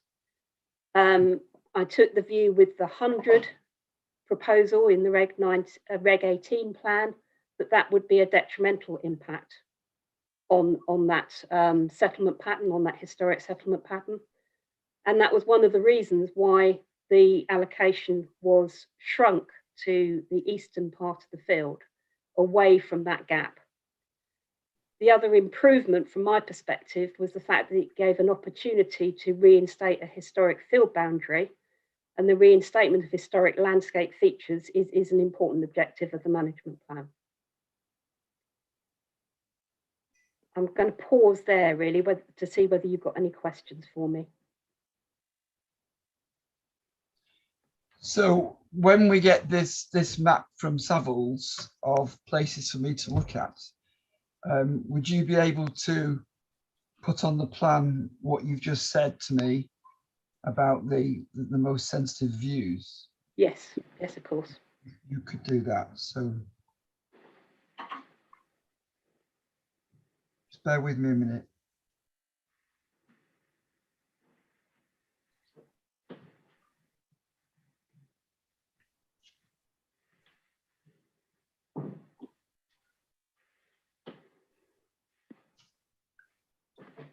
So looking at this site overall, how much of an impact do you think it has on the wider AONB?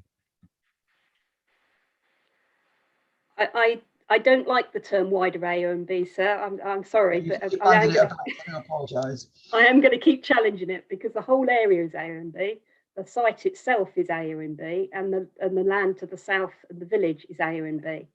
So the impact on the character of the AONB for me is about mainly the impact on the settlement pattern, and the potential for enhancement by reinstating the original field pattern. I accept that the showground to the north limits the impact that the site would have on the AONB to the north.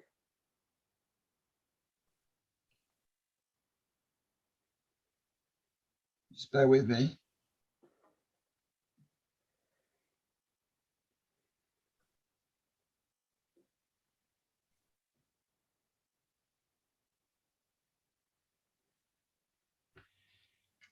Do you think it is possible, with the rightly phrased policies, to in fact ensure that development on the AONB could be minimised to an acceptable level? Well, with good design, I think anything is possible. It is certainly, in terms of the allocation site as it stands at the moment for the 70, the AONB unit hasn't raised objection to that in principle. So we are relatively comfortable that you could actually design a scheme that didn't adversely impact on the AONB.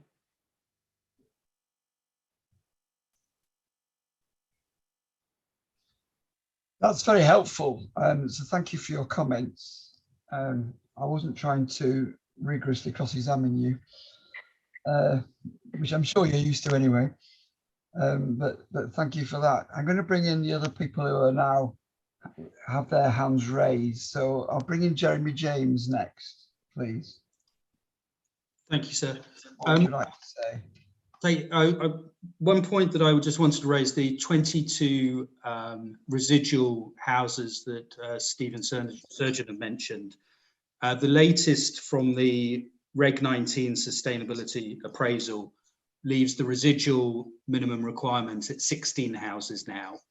And that report came out in July 2020. The parish council believe that this development on the showground site is not required for us to meet that minimal residual requirement by the end of the plan period in 10 years' time. So what the site is doing, this site allocation, is for the benefit of the broader MSDC objectively assessed need.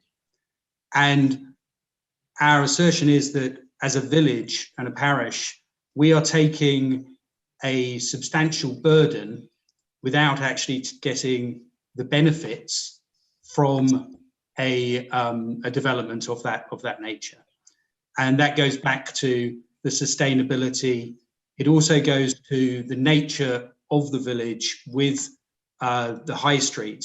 As an example, when we had the last large development in the village on Stangrove Field, we were allocated Section 106 funds for improvement of the highways and the high street.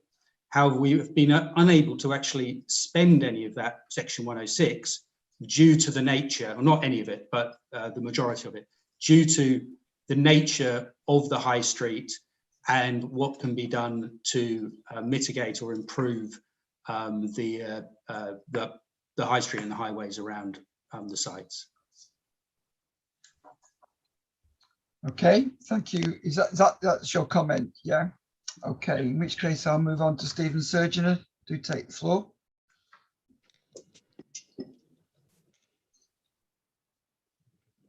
So I can be very, very brief. Mr. James has just corrected my error for me. I referenced 22 houses from a 19 report, and he is absolutely right. There was a later 2020 report that identified the need as 16 homes. So the 22 is a misreference by me. It's 16, and I fully agree with what Mr. James was just submitting to you. That was the short point that I wanted to correct my own error. Fine.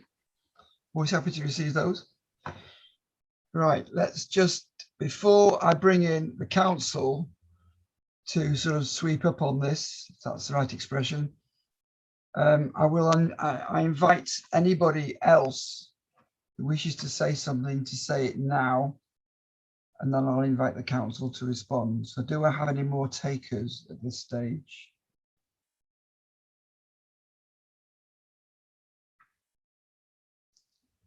Do I have anything more from Savills at this stage? Either Guy Dixon or Fiona Brown. Mr. Dixon, do come in. So thank you.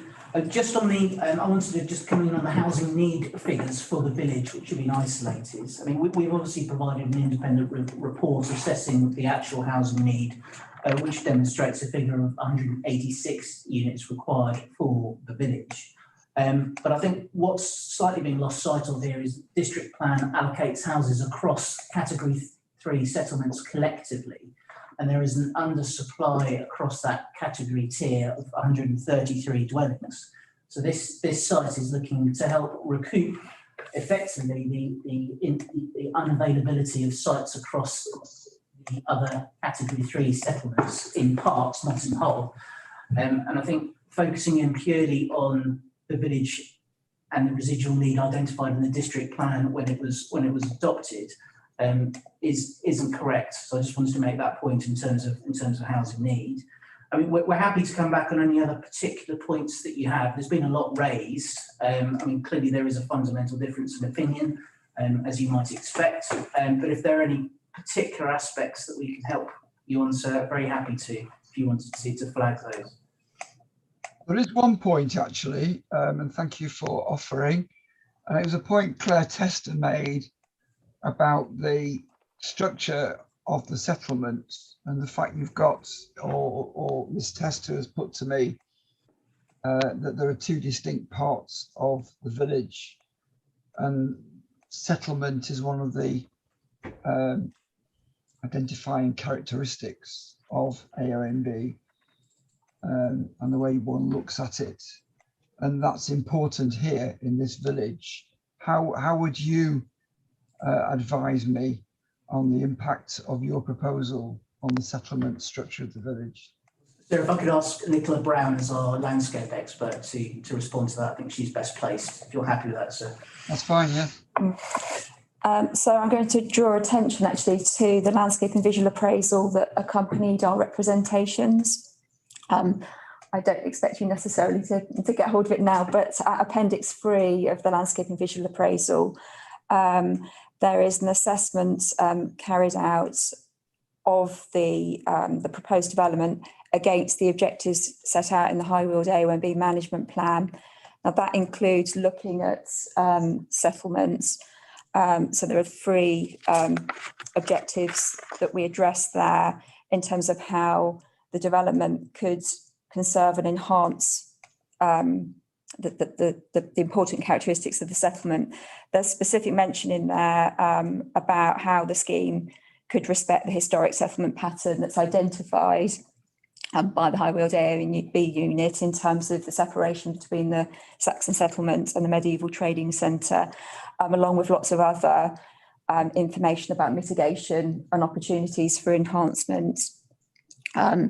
That's also kind of picking out features such as in the detailed design of any scheme, looking at the AONB design guide and the colour study and all of the various other documents that are available. I think it's probably worth you looking at that because there's quite a lot of detail in there rather than me going through it point by point now. That's helpful. You said 3 points. I've got down yes the settlement pattern. I've got down detailed design. Have I missed a third point? So when I said 3 points, the AONB management plan sets out 3 objectives in terms of settlement, and that's that, or there's an objective to reconnect settlements, residents and their supporting economic activity with the surrounding countryside. There's an objective to protect the historic pattern and character of settlement, and that's really the key objective that I think Claire, without putting kind of words into her mouth, I think that's probably what Claire Tester was picking up on in terms of how the development might do that. Now, at this stage, we don't believe there's a problem in terms of the site being able to deliver upon that and conserve that settlement separation of the historic settlement pattern. And it's certainly something that would be carried forward in terms of any detailed design consideration. My main point, thank you very much. I'll bring Michael Brown in again, please, Mr. Brown. Only a quick question, sir, if I may. Your further visit to the site, is it one that you anticipate being accompanied, or is it one that you plan to do on your own, sir? I'm happy for it to be accompanied, and it may be on Friday morning rather than Thursday. I've already had requests from Soflag to visit SA 12 and 13 from nearby, and requests from the National Park to look at those sites from the Downs themselves. And that's going to take up quite a lot of Thursday. But I could give you first refusal, if that's the right way of putting it, to visit the Ardingly in the morning. I'm not sure that CPRE will plan to accompany you. It's just a question because others may well do so if you were planning an accompanied visit, as you plainly are. If you bear with us, with my program officer who's working very hard on this, and with the council, we will hopefully come up with something possibly early next week, which will give a route map of where I intend to go. But thank you for that. Well, thank you. That's a helpful answer, sir. Thank you.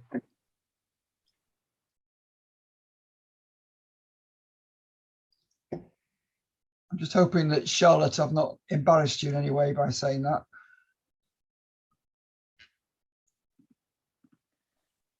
I'm always working hard, so no. She's always working hard. Of course she is. Of course she is. Right. If there are no further comments from other parties, I will invite the council to come back and maybe sweep up on some of the comments they've heard. I don't know if that's, again, Mr. Brown, Paul Brown, or one of your team. You did mention 1 or 2 other names. I did, sir, but I hope I can actually deal with. I've only got 3 short points, and I think for the rest of it, we would simply be repeating what's in the documentation. I just want to deal with 3 things. The first is in the context of the Morici opinions. You've heard reference to what was described as a rule of thumb of 30 units.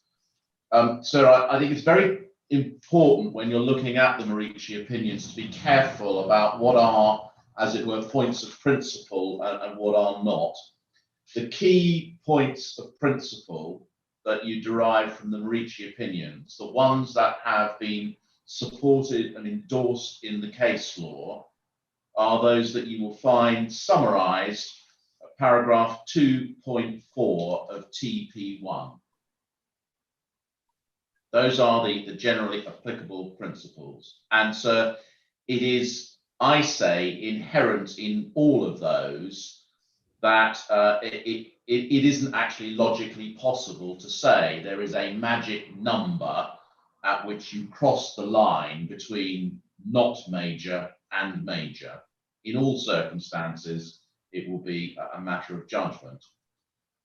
it is absolutely right, as I think it was Mr. Surgener noted, but possibly Mr. Brown as well.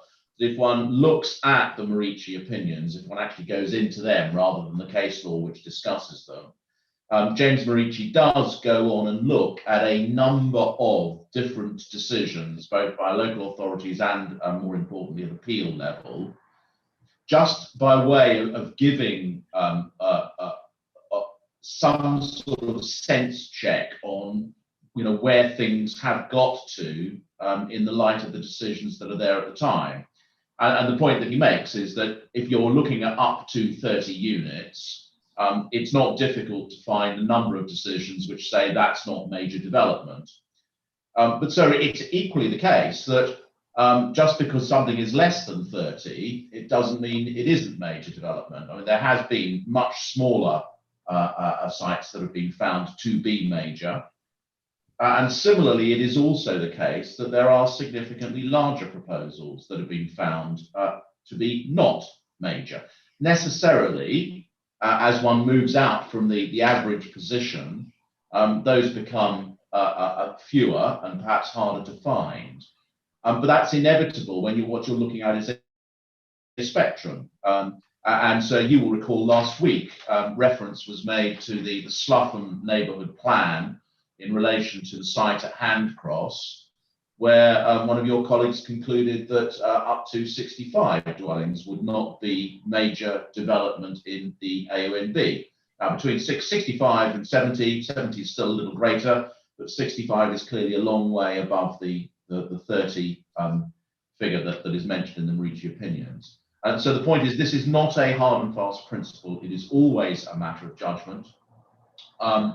And the judgment has to be formed on the basis of the broad principles that you see set out in paragraph 2.4. So that's the first. Mr. Brown, just remind me again, you said the Slugham neighbourhood plan. Just remind me again what the site was. Handcross, sir. It was SA 27. That's very helpful, thank you. But you will remember there's a local plan, an SADP allocation, which is right next door to a neighbourhood plan allocation. And I made a submission last week about the risk of salami slicing and stressed that actually that both at SADPD level and at neighbourhood plan level, the sites have been looked at cumulatively. And in particular, when the neighbourhood plan was examined, the conclusion was that that was not, that the two together, 65, would not constitute major development. Now, obviously, this site is not Handcross. You have to look at this site and apply the criteria and reach a judgment by reference to them. My simple point is there is no magic number, and James Morici's opinions do not support the idea that there is a magic number at which you can safely conclude one way or the other. So that Justice Lindblom has gone down to 6 dwellings on one occasion. Indeed, so and that goes the other way, and it stresses the fact that it is always a judgment on the particular fact, and that. So it goes to my sort of second point, which is it said that. Excuse me, somebody's trying to get through to me from the office, so I'm just going to have to block them, I'm afraid. Right. I thought you were going to have to block me for a moment, sir. No, I wouldn't dare do that. The point that's been made about decisions the council has made elsewhere on other sites, and Mr. Brown says, well, we're acting inconsistently because elsewhere we've said 22 is major development. And so the short point is you simply cannot look at it that way. You can't say because elsewhere we've said 22 is major, it's major here. Every site has to be looked at on its own. And so that feeds into the fact that, as you know, there's a methodology that's been applied here. You haven't heard any criticism of the methodology. Indeed, generally, most people have very fairly said that they sign up to the methodology. It's been applied by the council in a consistent manner. It's obviously, sir, for you to form a view about whether you agree with the assessments that have been made, whether they are within a range of reasonable responses or whether they are so far outside it that they're irrational. That's a judgment that you would make. All I can say at the moment is we have got an established methodology. We have applied it in good faith, in good conscience. and consistently throughout, and that is the conclusion we've come to. So that the last point that I wanted to make picks up on the what you've heard from Stephen Surgener and from Michael Brown in relation to the conclusion that is reached in relation to SA25 at page 49 of TP1, which is, and it is the conclusion, the not major development. Your attention was drawn to the sentence that says it's considered there's potential for significant adverse impact, which is moderate. So you heard Mr. Surgeon say, Mr. Brown agreed, well, that doesn't mean that the impact is moderate, the potential is moderate, but the impact is described as significant adverse. So can I say two things about that? As a matter of pure linguistics, I understand the point Mr. Surgener is making, but one has to recognize firstly that even as a conclusion, this is expressed about the potential for significant adverse impact. Potential exists in circumstances where, for example, there may be no mitigation. But in a world where we know that there would be mitigation, you can limit that potential. It doesn't necessarily follow that there will be a significant adverse impact. And indeed, part of the purpose of policy SA25 is to set out criteria which would need to be applied to ensure that there wasn't. The second, sir, is that a conclusion is by necessity a summary of what you see in the preceding 4 or 5 pages. Indeed, it can't, a summary shouldn't logically go beyond that. And on that issue, if you go back, for example, to page 48, you will see set out in the blue boxes the high wheeled AONB assessment conclusion, moderate impact on AONB. And so that's where the council has taken the conclusion that you see set out in the site allocations DPD from the impact would be moderate.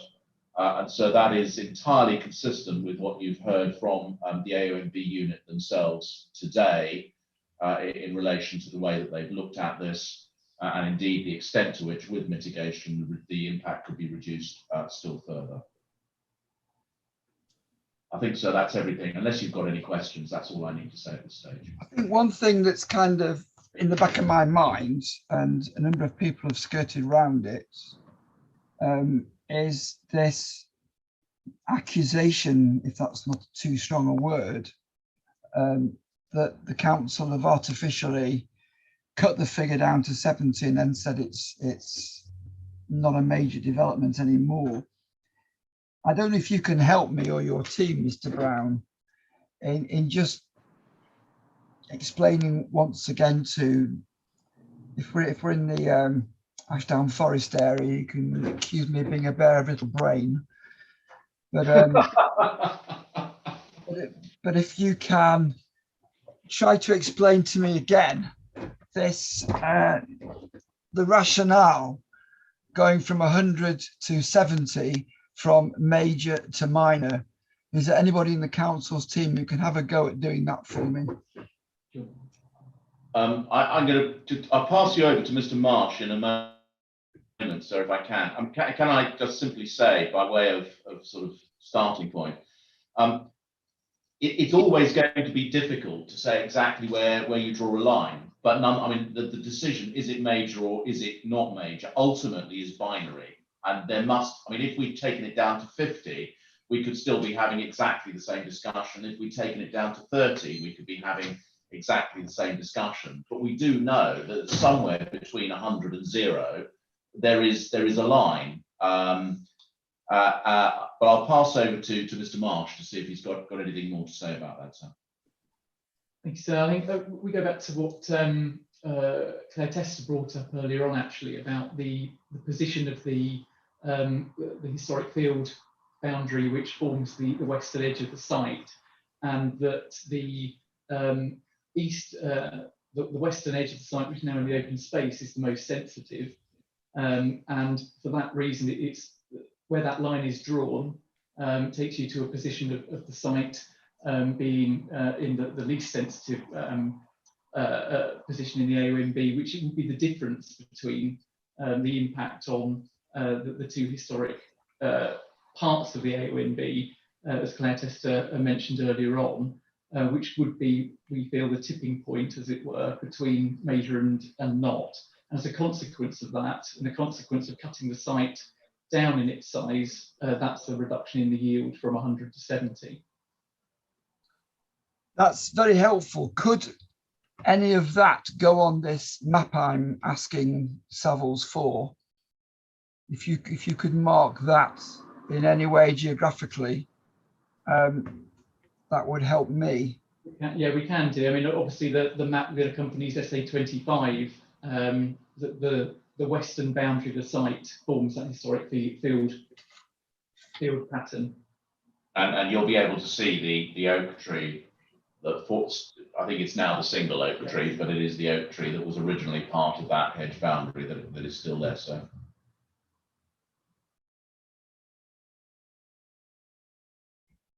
That's very helpful. I suggest that's a good time to break, and we'll come back at 2, and then we'll look at the further sites that we've got. We've got the two Horsted Canes, Crawley Down, and Turner's Hill for this afternoon. So we'll restart bang on 2 o'clock. Thank you very much.